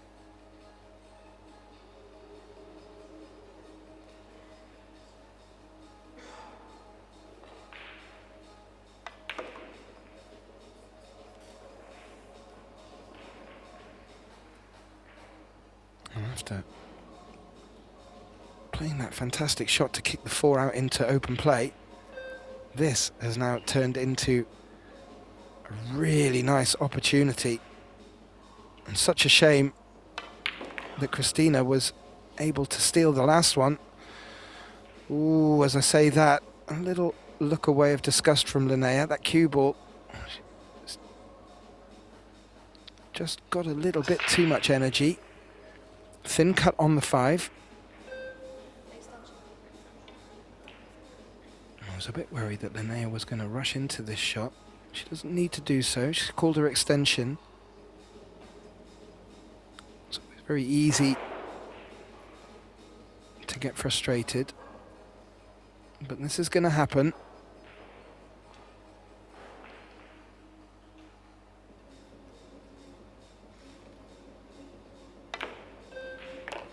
Fantastic.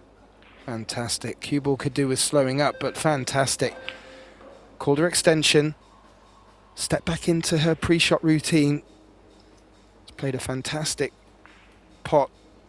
Just a little bit loose with the cue ball, which is to be expected with cuts of such a thin nature.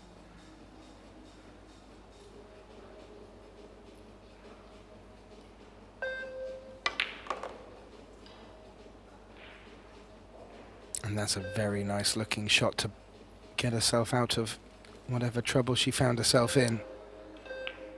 Loaded up with check side on the cue ball. And a very nice position on the 7.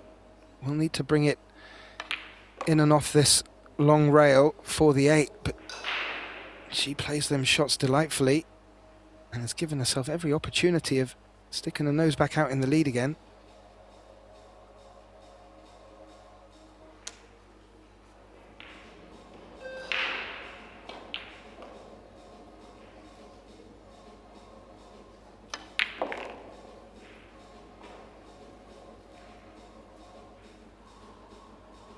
Again, just leaving enough angle to punch the cue ball in off that long rail.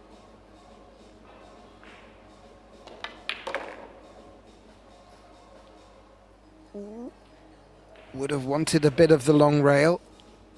Just came up a bit too far and has been spoiled a little bit by the jaws of the side pocket, making this 10 a little bit more treacherous. However, fully within Linnea's remit.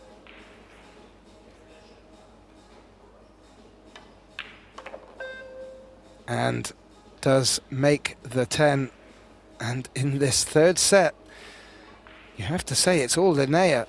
Aside of that little cheeky steal at the end of the second rack, Linnea has come out of the break firing on certainly more cylinders than she was able to fire on in the first set, but that was really down to Christina keeping her in tough positions. So this match is brewing up very, very nicely, and Linnea will be looking to push on and close out this second set. A few updates still coming in from the arena. We've got Nakyung Song of South Korea is currently trailing 1-0 against Chihiro Kawahara of Japan, and another Japanese player, Yuki Hiraguchi, currently trailing 1-0 against the Chinese Taipei player Chi Yu Chao. Well, Chi Yu Chao was in action last night in one of the most fantastic matches I've ever had the pleasure of commentating on. A mixed doubles matchup which would have any pool fan salivating. If you want to go back and watch these matches that you may have missed and that we may talk about now and again, please do visit Pro Billiard TV series and the video channel, and they're all there. And I'm not going to give anything away about the scoreline, but I will tell you that it went all the way. So, bringing it back to this match, this is a double elimination event. 64 players battling it out for a first prize of $27,000, a second prize of $15,750. Some big money out there for these ladies to fight for.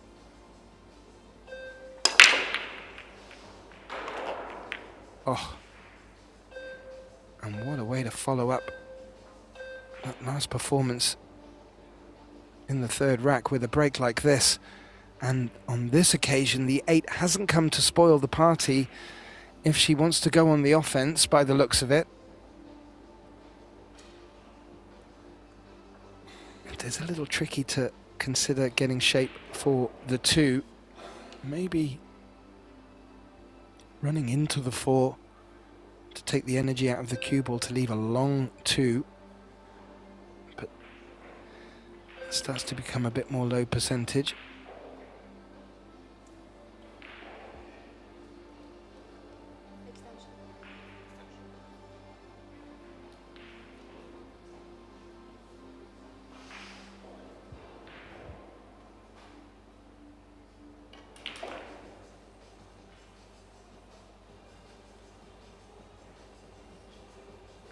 Yeah, it's a little tricky spot. She'd ideally be able to get that cue ball tracked down behind the 9 or something similar to that, but up against the 9 will do quite nicely as well, especially when that 1 ball has come around to get cover from the 2. Don't think there's an edge visible to Christina. So jacking over the 9 ball as well, making the shot that bit harder.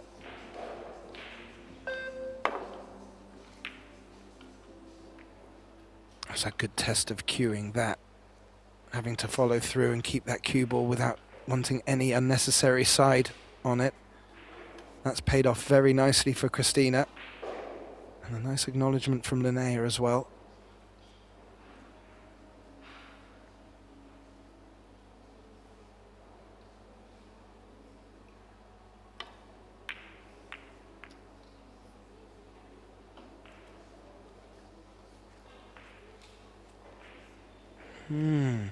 Good hit. Not a bad result, you have to say. If that 4 ball doesn't hamper the cue ball, Christina has a better chance of guaranteeing the safety here. But if she has awkward cueing, it just makes it that bit more difficult.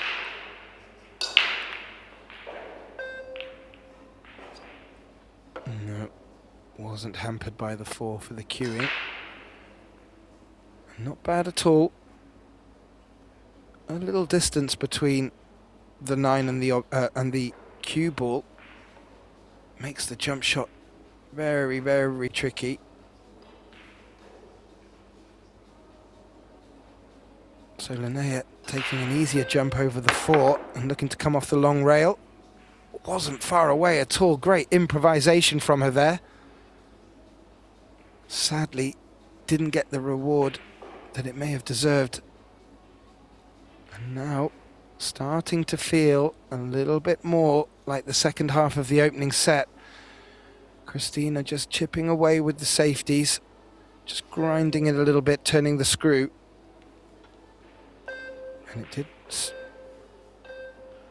did work well for her in the opening set. Linnea really hasn't given her the opportunity to do it yet so far in the second.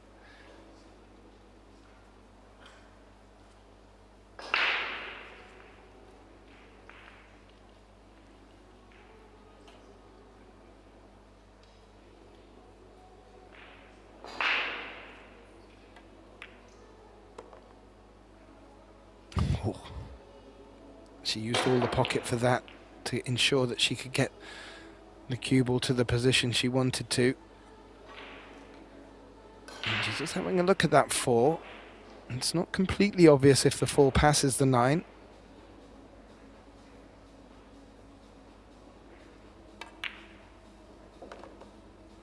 But this is certainly an echo of the first set.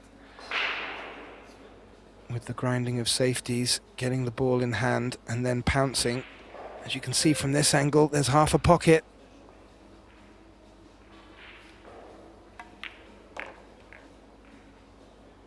And that was enough.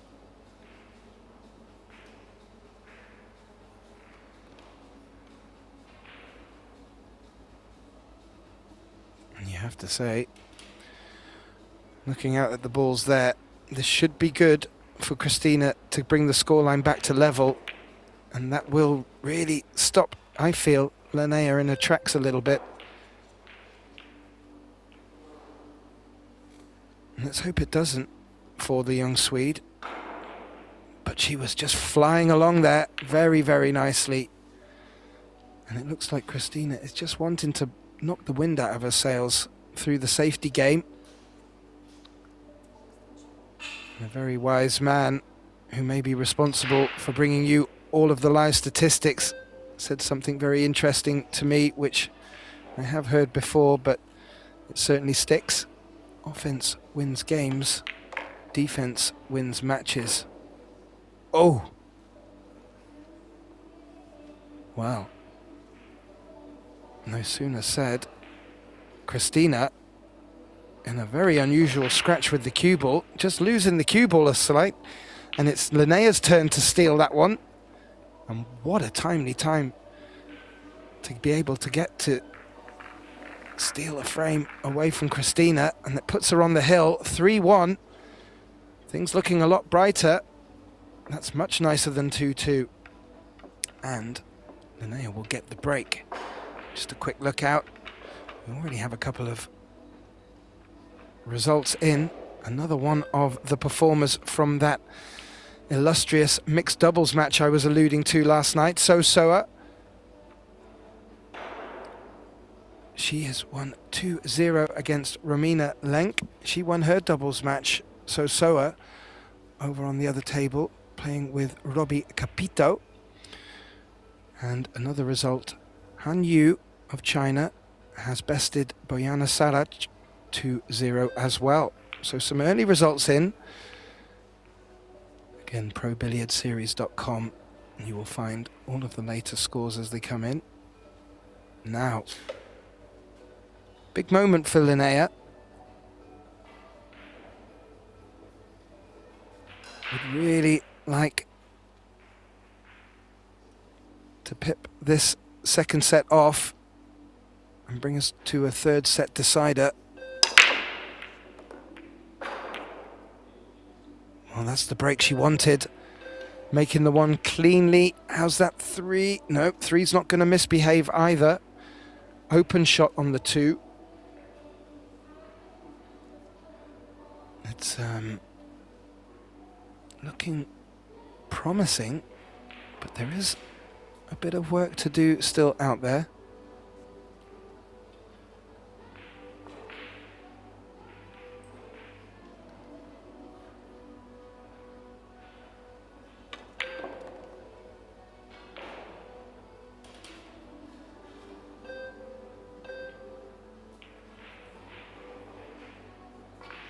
Just having a good look at the angle she wants to leave herself on the 4. Yeah, she wants to stay high side of it so she can bring the cue ball over towards the right hand side of the table for the 5.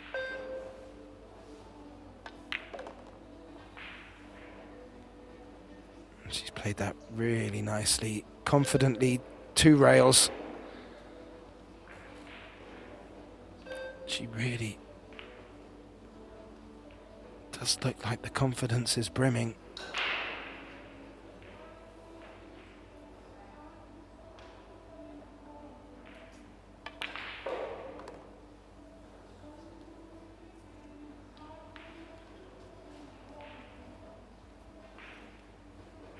That will work. This is a tricky shot down the rail, but the way she's played it, she should be able to track the cue ball back down towards the 10. Even taking the chunk of the 10, which will certainly help. And as I mentioned in the introduction, the 2 words I have to describe Linnea that are noted in my pad from previous events is determined and very capable. Well, she's showing both determination and capability right now.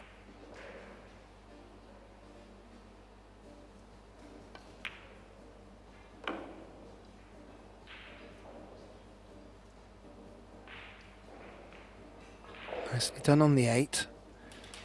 Got a feeling it's got both bottom corner pockets available. Because of the angle she's finished on this 10, it may just force her to come the other side of the 9 that she would traditionally want to get to pot it in the bottom right.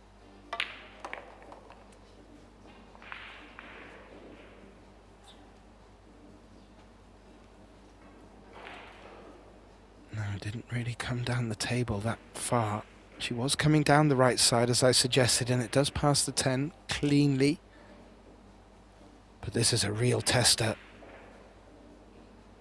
This 9 ball, you'd have to say, is really the ball for the second set for her at this opportunity.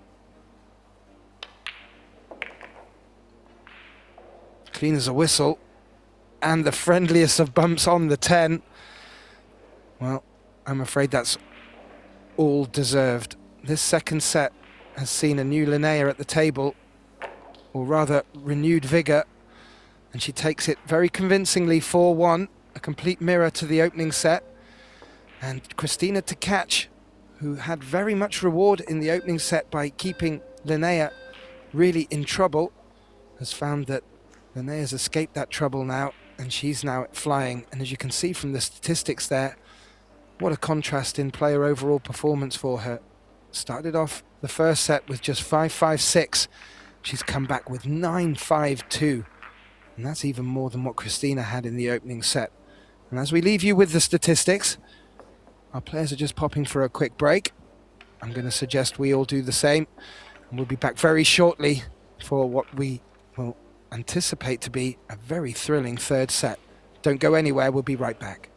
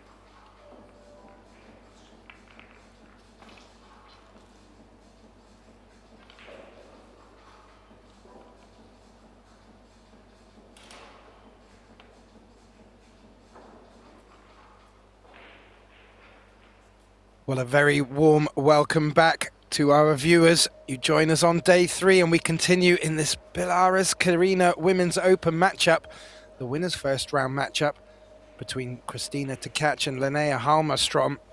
And well, what a match we've had so far. It's currently locked at 1 set each. Linnea Halmerstrom riding a wave at the moment. My name is Gethin Davis, bringing you the action for this match. And, well, I'm not too sure what would have been said to themselves during the break, but for Linnea, she must be brimming with confidence. A quick summary.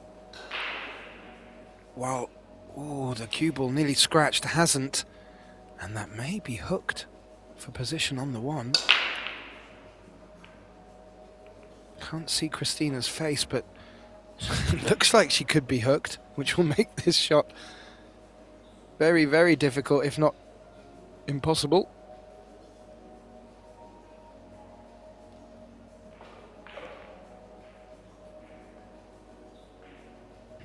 Yeah, as you can see, she was hooked. Looking to push the 3 into a safe position. However, that's a very nice target over by the 3-7 for the cue ball.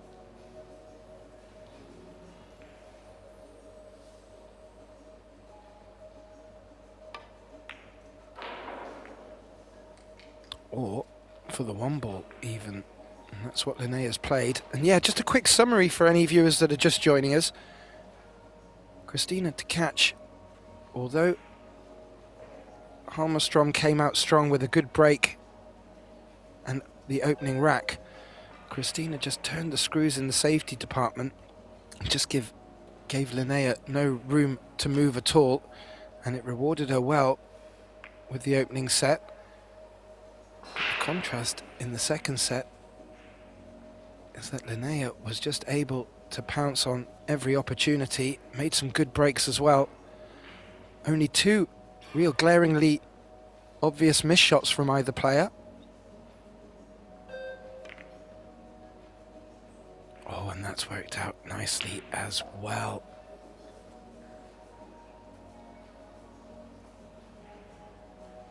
So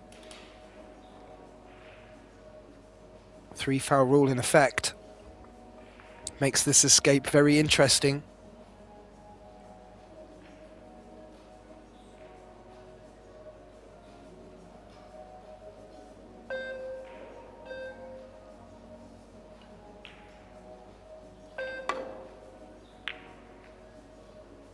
Oh, she's played that clean. The cue ball stopped in its tracks. Looked like it was going to reward her with a safe, but the 1 is potted. That gave Linnea the chance, or rather the choice, to take this next shot on, and guaranteed she wasn't, because look where that 2 ball is.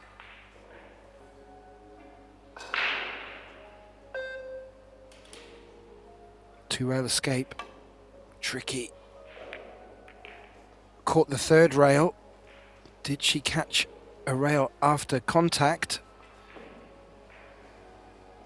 Appears she did. So great escape from the self-induced position she found herself in. But Linnea to the table with a good look at the 2. Not the scratch. Was very close to the scratch. Made sure of the 2. Now, would ideally like to develop this 4 from the 3 ball here. Otherwise, she's not going to have any options for potting it.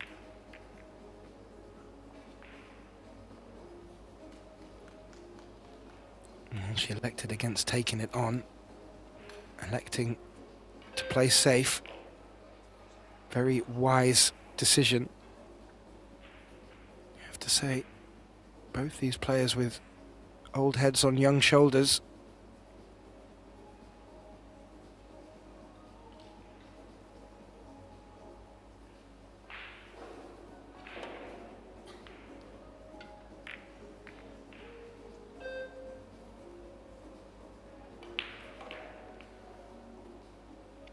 And reaping reward, but looking at that cluster there, maybe Linnea's thinking, oh, I'm going to pursue with the 3 fouls here, because the run out isn't completely obvious.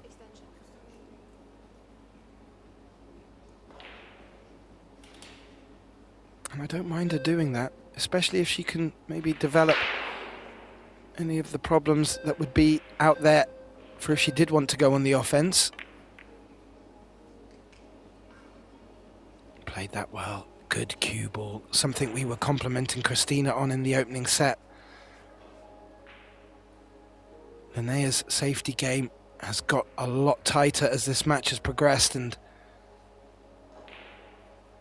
this again, very tough spot for Christina.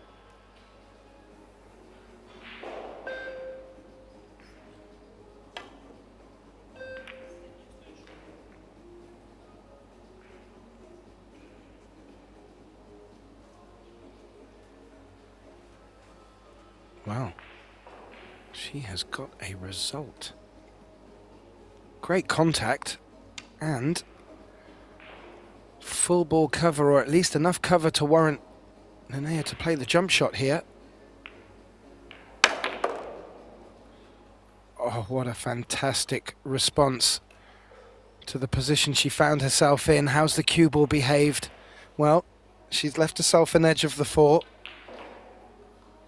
Not sure if she can slide off it to bring the cue ball into a safe position. Is she going to go offense and play the cross bank with an element of safety in mind? She's called the cross bank.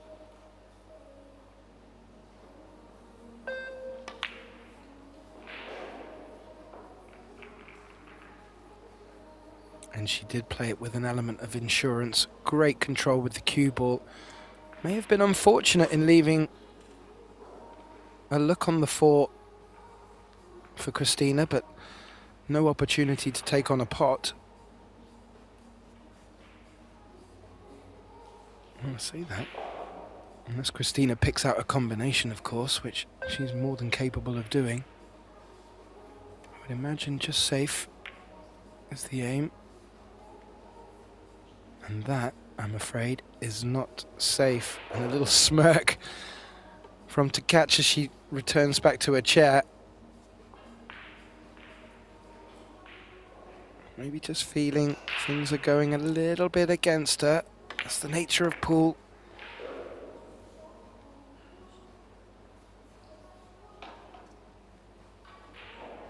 Now,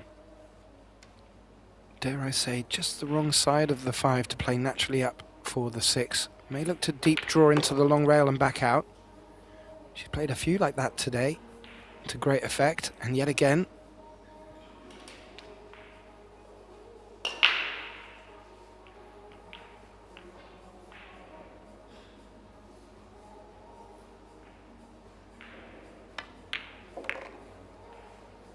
what grit and determination from this Swedish woman. Would have been very easy to drop your head after the performance in the opening set from Christina. Maybe even just concerned that you're never getting to the table with an open shot. But she has stayed in there, and following the break after the first set, has looked in formidable form. What a message to send across to her opponent.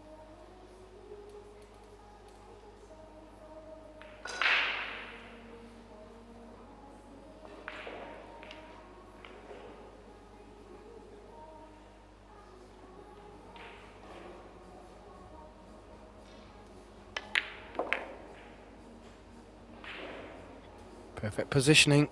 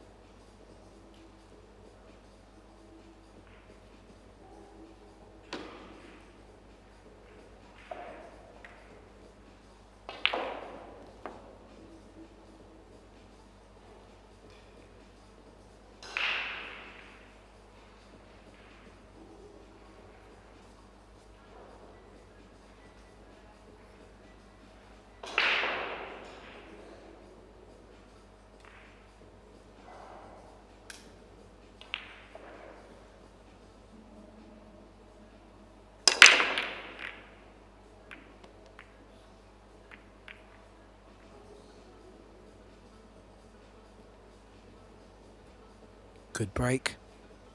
Made a ball. Remain at the table. Good look on the 1. However, not much value in pursuing it, I believe. That 3 is a tricky ball to get position on.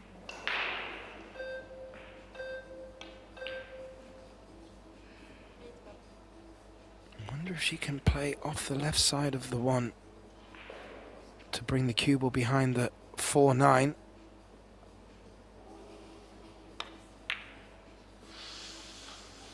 There was enough for her to be able to flick the cue ball behind the 5, which she's done very well. And I tell you, this is a bit like Christina being given a taste of her own medicine,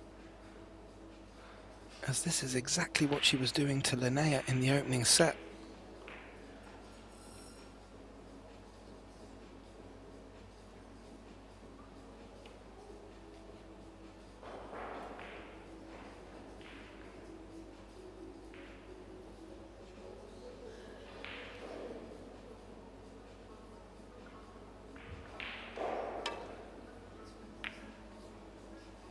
Again, Christina making a fantastic 2-rail escape. She's made a few of them in this match. I'll have a quick look at the stats to see if and how many she hasn't made, because it feels like she'll make most of the escapes that Linnea's put her in. This one, well, Linnea has really locked this quite nicely. That 10 ball eliminating most of the options. Christina contemplating the 3/4 rail escape here. 1, 2, 3 needs to... I just needed to slide a little bit more. It didn't. There's a bit of a bonus for Linnea. That's opened up the 4.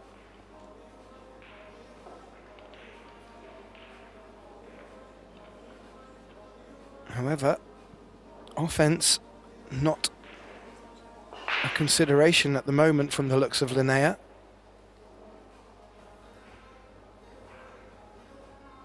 Or can she? Yeah, the 3 passes the 8 now. Oh no, I think she's not playing this one. Or is she? She's keeping me on my toes.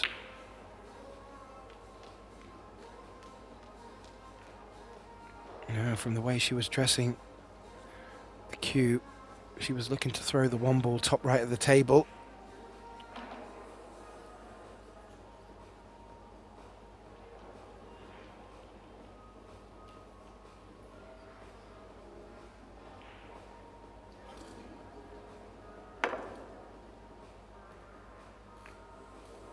Oh, another tough position Christina found herself in, and this time unable to get out of it.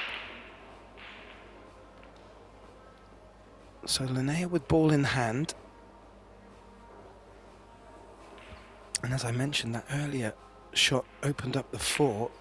So there is the opportunity to run out at this visit. As we've seen in the second set and in the opening here, Linnea fully prepared to take them out.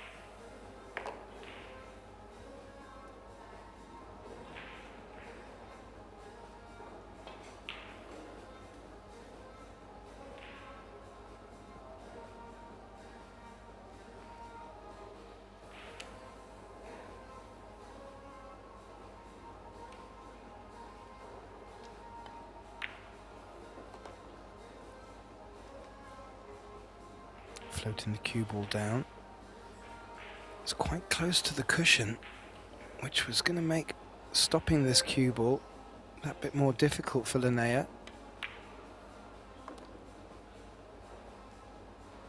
So she's played the cue ball into a position where I believe she's going to try and play safe from this.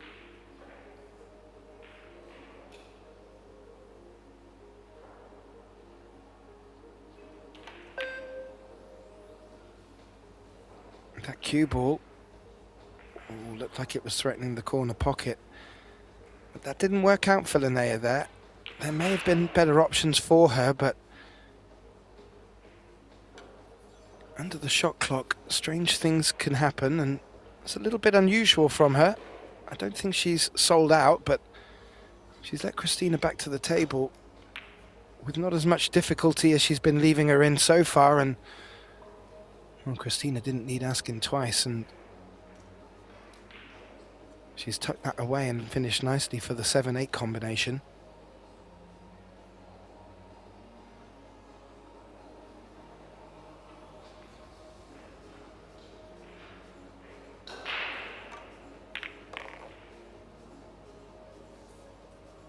She plays them well, however, has she not got away with it this time? That 9 is blocking the path for the 7 to the bottom right. She's going to need to be forced, rather, to take this on to the bottom left pocket where the 10 is.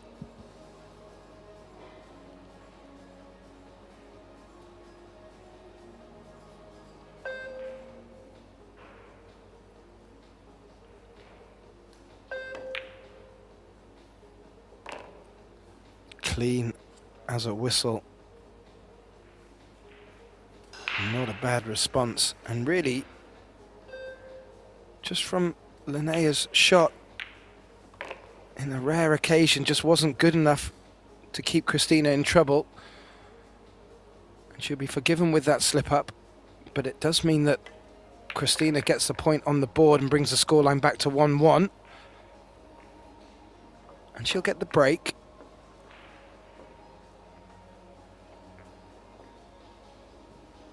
Is it too early, viewers, to start talking about the format here? If we are to rest at 3-3 in this deciding set, we will move to a shootout. As I alluded to, the mixed doubles match last night went all the way to a shootout. And, well, I can't imagine how daunting it is for the players out there, but boy, does it keep you entertained in your chairs back at home. However, both these ladies will be looking to avoid that and take this match cleanly without the need of a shootout.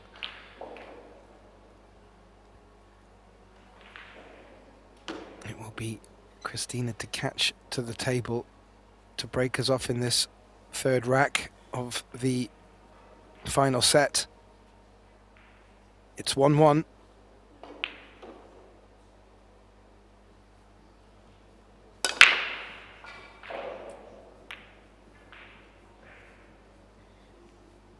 And the catch has been regularly finding that one ball in the side pocket. This time, unfortunately not. I'm not sure she's left enough of an angle on this one to take the pot onto the bottom right corner, but there is a good opportunity for Linnea to bring the cue ball over bottom left of the table, or even up towards the 5 and throw the 1 around. Doesn't want it to catch the middle jaw. It has. That side pocket looming large.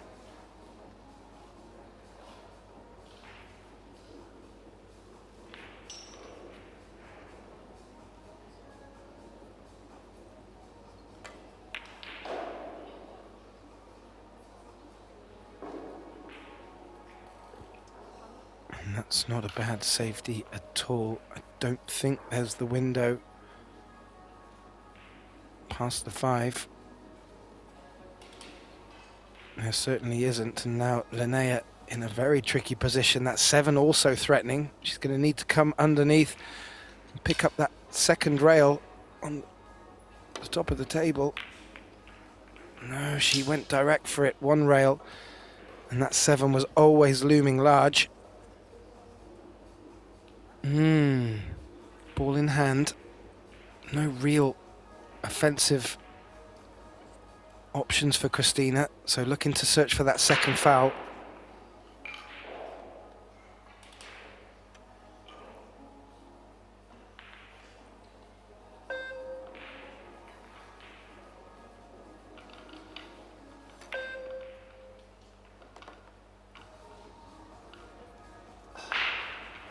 stand corrected.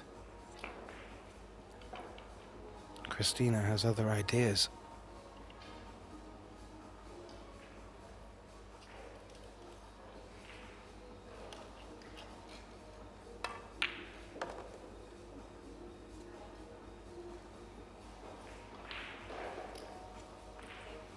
Well, every ball out there has a pocket. I'm just looking at the 6, does it? If the 6 has the top left available, and Christina really doesn't need to do too much with that cue ball. You just see in the top right of the screen there, the back of Jasmine Ushan. It does look like she's putting away her equipment. That would mean that she's taken a comfortable 2-0 win over Ina Kaplan. That had all the hallmarks of being a very tough contest. This one also, and this one living up to the hype.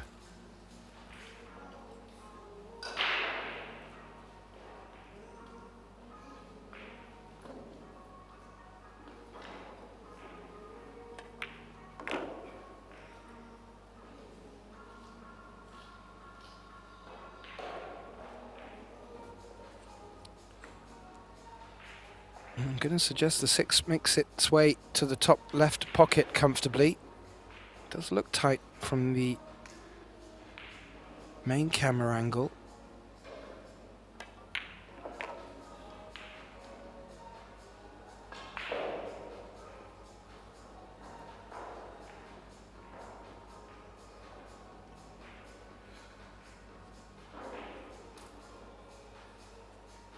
And this is a very important time for Christina.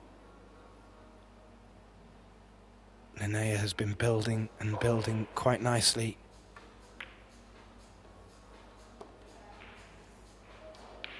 And she was really looking up for this third set as well. This would snuff out the flame a little bit, but it still will make this all to play for.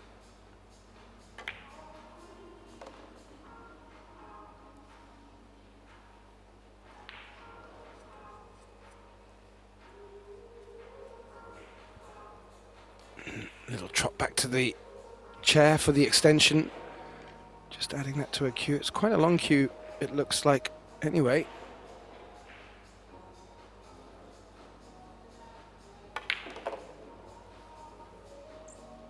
Oh.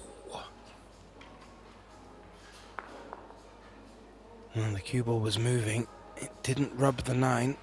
The 10 may be hampering her cueing here.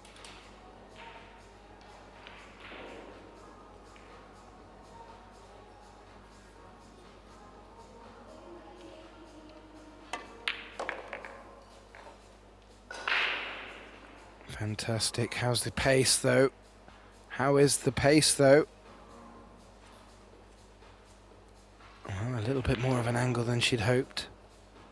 Linnea sat in a chair, can do nothing but look on. This 10 to take the lead at a crucial point in this second set. Third and deciding set. Ooh, we're getting to that stage of the match. It wasn't an easy cut, though.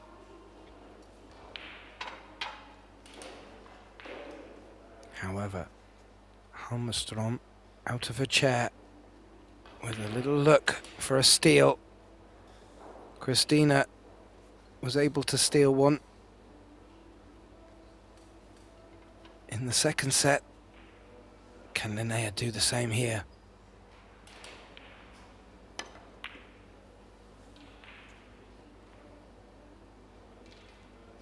No, she couldn't, but she may have got away with that somewhat.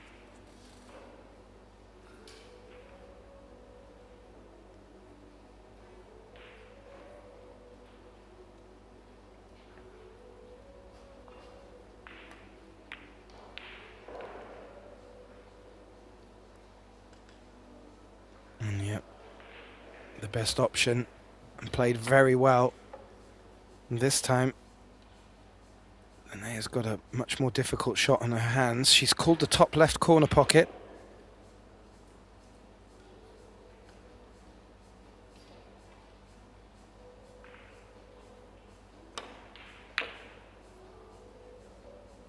Oh, it wasn't to be.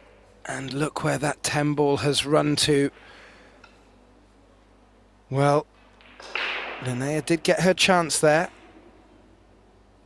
But it will be Christina to catch with this 10. It takes a 2-1 lead in this third deciding set, which will add the pressure to Linnea. But as this match is showing, there were many opportunities for a little swing in momentum. We bring up the statistics for you to have a look at. I'll just give you a couple of updates for any other results that have come in. Looks like Chu Chin Wei has bested Venus Lim 2-0 straight sets. And Cha Hua Chen has won in straight sets against Chantal Stadler from Germany. And Wan Ling Wan from Chinese Taipei has beaten the Dutch lady Tara Verhaeren in straight sets. If you want to keep an eye on the scores and also these wonderful live statistics, please do visit ProBilliardSeries.com, and you'll have links to not only the Billiards Carrinho Women's Open, but also the Billard Beckmann Men's Open and the Predator Mixed Doubles Open. We're on day 3 of 8. And I've got a feeling most of the matches are going to be hard-fought contests like this. Christina with the break, leading 2-1 in the deciding set.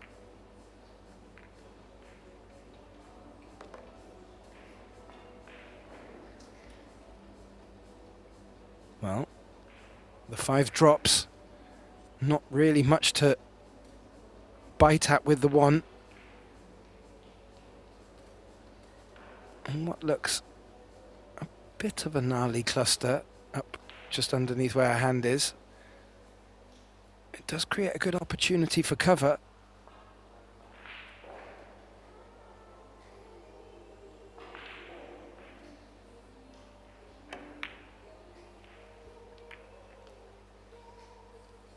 Ooh, a bit unfortunate.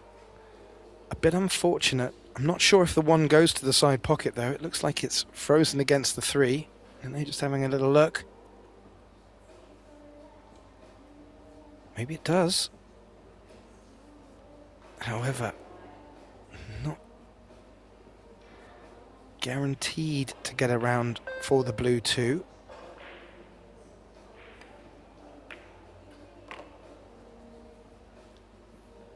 Oh, don't go behind the 8. Don't go behind the 8.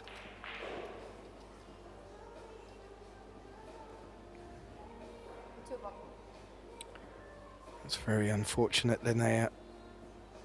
Don't think she deserved that, but that's what's resulted. Now, she stayed on the offense. There was a good chance that 2 was going to come down towards this bottom right pocket. I understand exactly why she's called it. A little bit unfortunate that she's left Christina with such a good look at it, but was really born from that cue ball just misbehaving with the 8.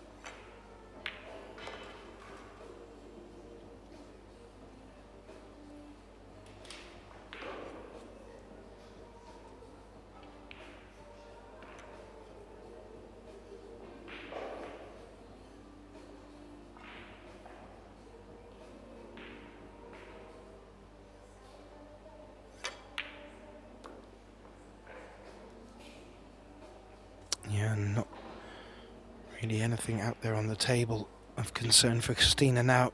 She'll be focused on how she picks these remaining balls off, and you have to feel a little bit for Linnea as she has really been putting in the grind and effort. I felt she fully deserved to retain the lead in this third set and really ask a few questions of Christina. With a quick turn of fate and Just a little misjudgment with the cue ball. And we now look at Christina, possibly favourite to get to the hill first in this match.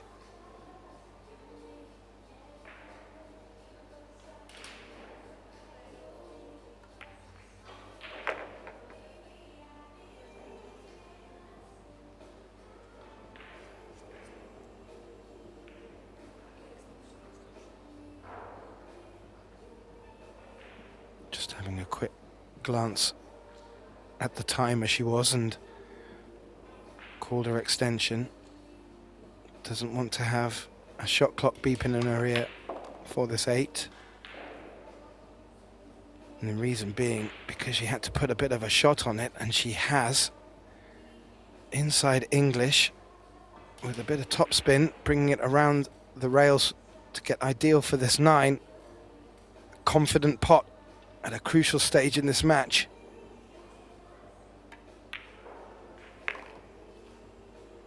Great composure, wants to put that missed 10 out of her mind.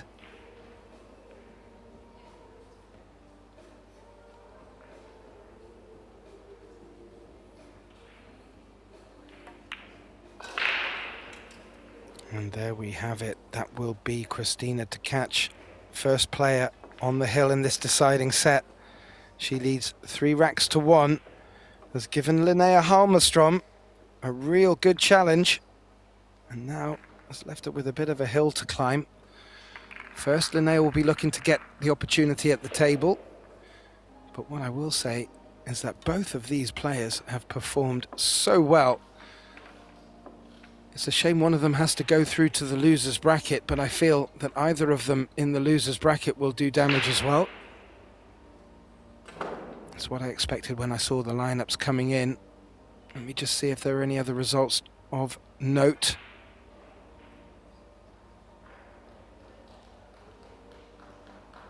No, nothing in yet. Everything, though, moving along very nicely. Kelly Fisher locked at 1-1 with Xinyu Hong, and they're also 1-1 in the deciding set.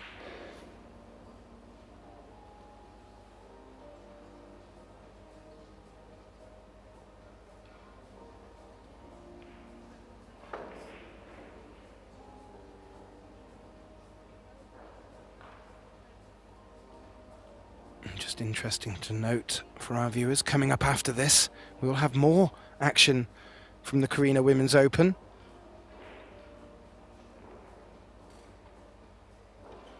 And please do set your reminders and alarm clocks for this evening, where we will continue with our Predator Mixed Doubles Open action. That'll be starting at the moment 8 p.m. If there are any updates, I will let you know. We do have some fluid situations when matches do overrun, but so far so good. This event running very, very smoothly.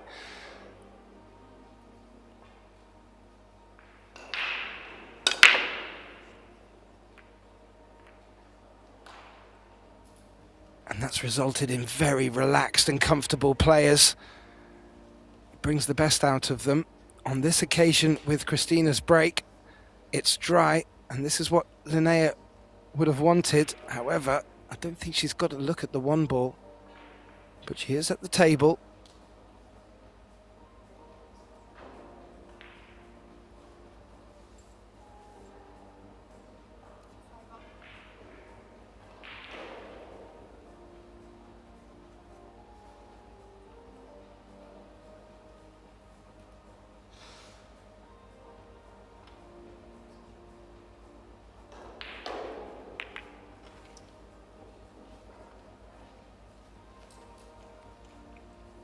Not a bad result. I do feel that Christina will really look to put Linnea in a lot more trouble, but wasn't so much Linnea could do in that position.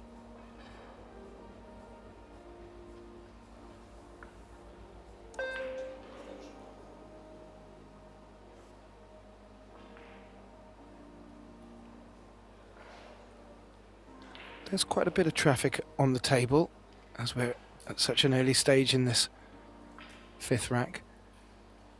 I feel, just glancing off the bottom side of this 1 ball as we look at it, bringing the cue ball up the table, maybe leaving the 1 in the centre of the short rail would be a good option, but something's... Christina's not happy with something.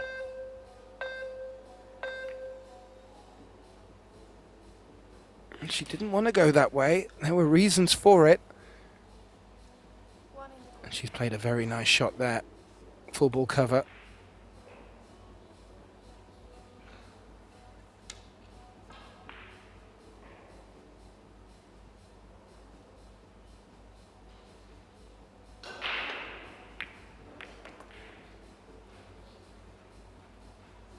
Great contact.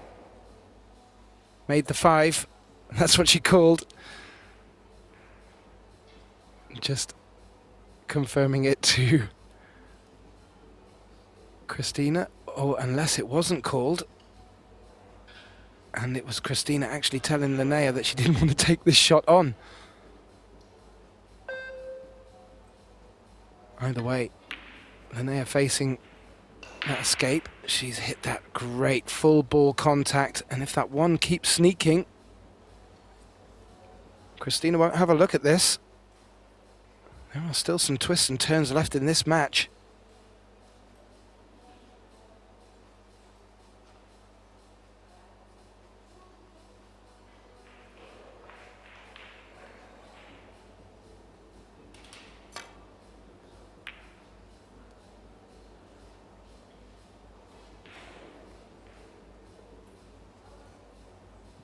Again, Christina, another great hit.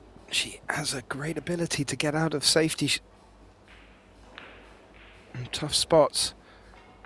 But the result on this occasion is a good look at the 1 for Linnea, and this is what she will have wanted. Got a little bump on the 3 on the way through, took a bit of energy out of the ball. Just leaves a little bit more angle on this 2. But not much needed doing to hold for the 3.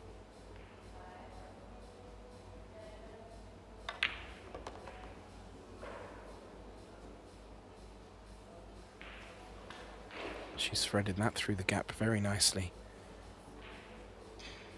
And this rack has opened up very well.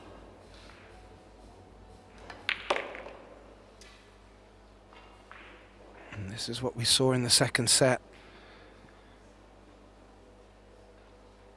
This young lady has a level of confidence in and amongst the balls which is really serving her well. Great fundamentals, and she really picks out some good positions.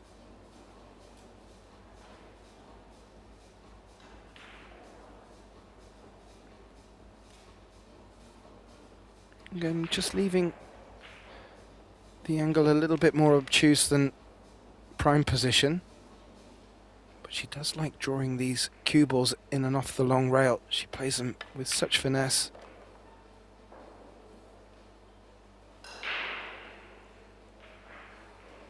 And we've been treated with both these ladies so far, and I've got a feeling we still have a couple of fireworks yet to let off.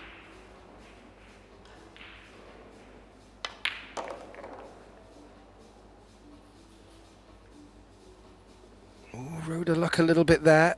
Knew the flirtation with the middle or other side pocket was on. And it did look like the 10 threatened to spoil the party with the cue ball. However, she's on the 10. A little raise of the hand to Christina.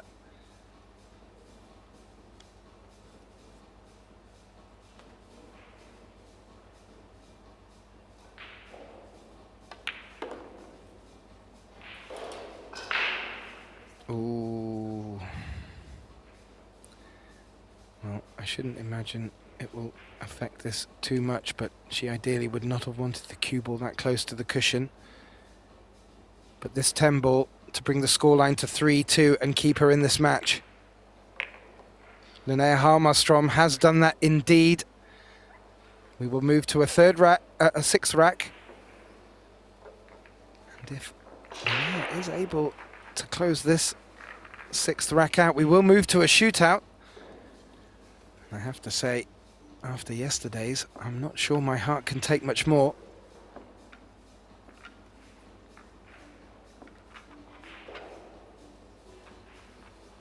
While Linnea just takes a deep breath and composes herself for this break. Another result that's just come in.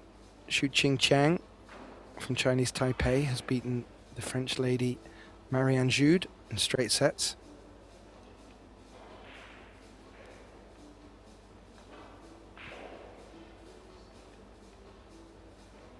And what will be going through Linnea's mind here? I just want a shot after the break. She's making some fantastic clearances. You feel one good break and a good look at the table. She should fancy her chances of getting this to Hill. Christina is just looking to get to the table and have a chance to spoil the party.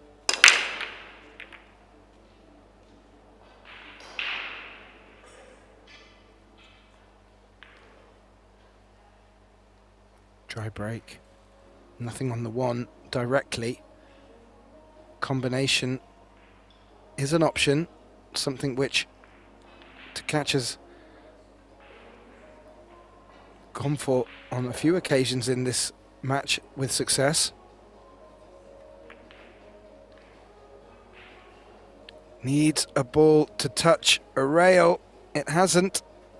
Ooh, what a time to make a mistake like that.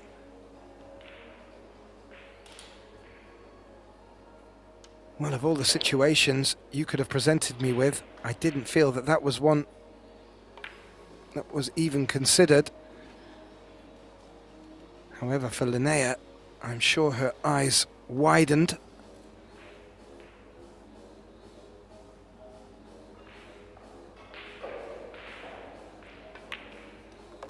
Now let's have a look what the young Swede has to contend with. The 4 to 5 is something to be desired, and even 5 to 6, so she's going to have to fight for this one. We know she can do it. She's been doing it so far.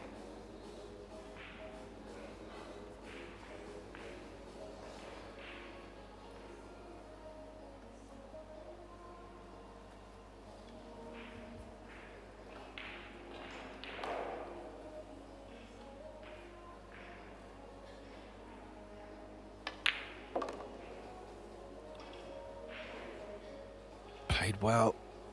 Good angle on the 5. Just a quick double check to make sure that 6 passed the 10. It does very, very nicely, as our cameraman is showing us right now. Ooh, Linnea. Oh, she just caught that thicker than she'd hoped. And that's forced the cue ball towards the side pocket. Both players in the moment making a mistake.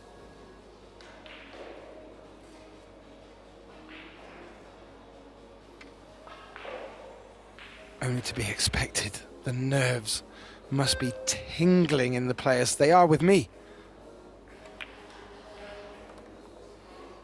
And ball in hand to Christina at this stage. Well, you'd have to put her now down as favourite to take the match, but you just know if Linnea gets back to the table, this could go to a shootout. So Christina looking to ensure it doesn't. And what a finish so far. We've not finished, but what a finish we're having to this 3rd set.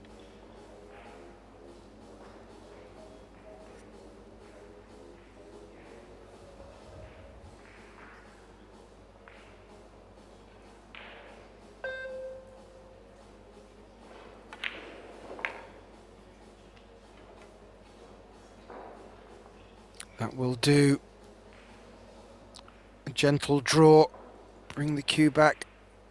The cue ball back, rather. Or even follow through if there's an angle. And this 10 ball to end what has been an absolute thriller of a winner's first round match. And if this is what the first round is going to deliver, well, ladies and gentlemen, this Women's Open should be up there with the special ones. And she has. And Christina Tkach shakes hands with Linnea Halmarstrom, taking it in not a comfortable fashion. It went all the way. She winning 4-2 in the final deciding set. And I just want to say commiserations to Linnea Halmarstrom. The statistics will tell the story. She played absolutely fantastic, and she should be very proud of herself moving into the losers bracket and should have high hopes to still continue deep into the tournament. Well, please don't go anywhere. We'll be back within just under an hour from now for more action in the Belarus Carrinho Women's Open. And don't forget to set your alarm clocks for tonight, 8 o'clock. We will be continuing action with the Predator Mixed Doubles Open. And again, thank you to our viewers for joining us. My name's Gethin Davis. It's been an absolute pleasure, and we look forward to having you back for more action with the 2026 Pro Billiards Series. Don't go away. Be back soon.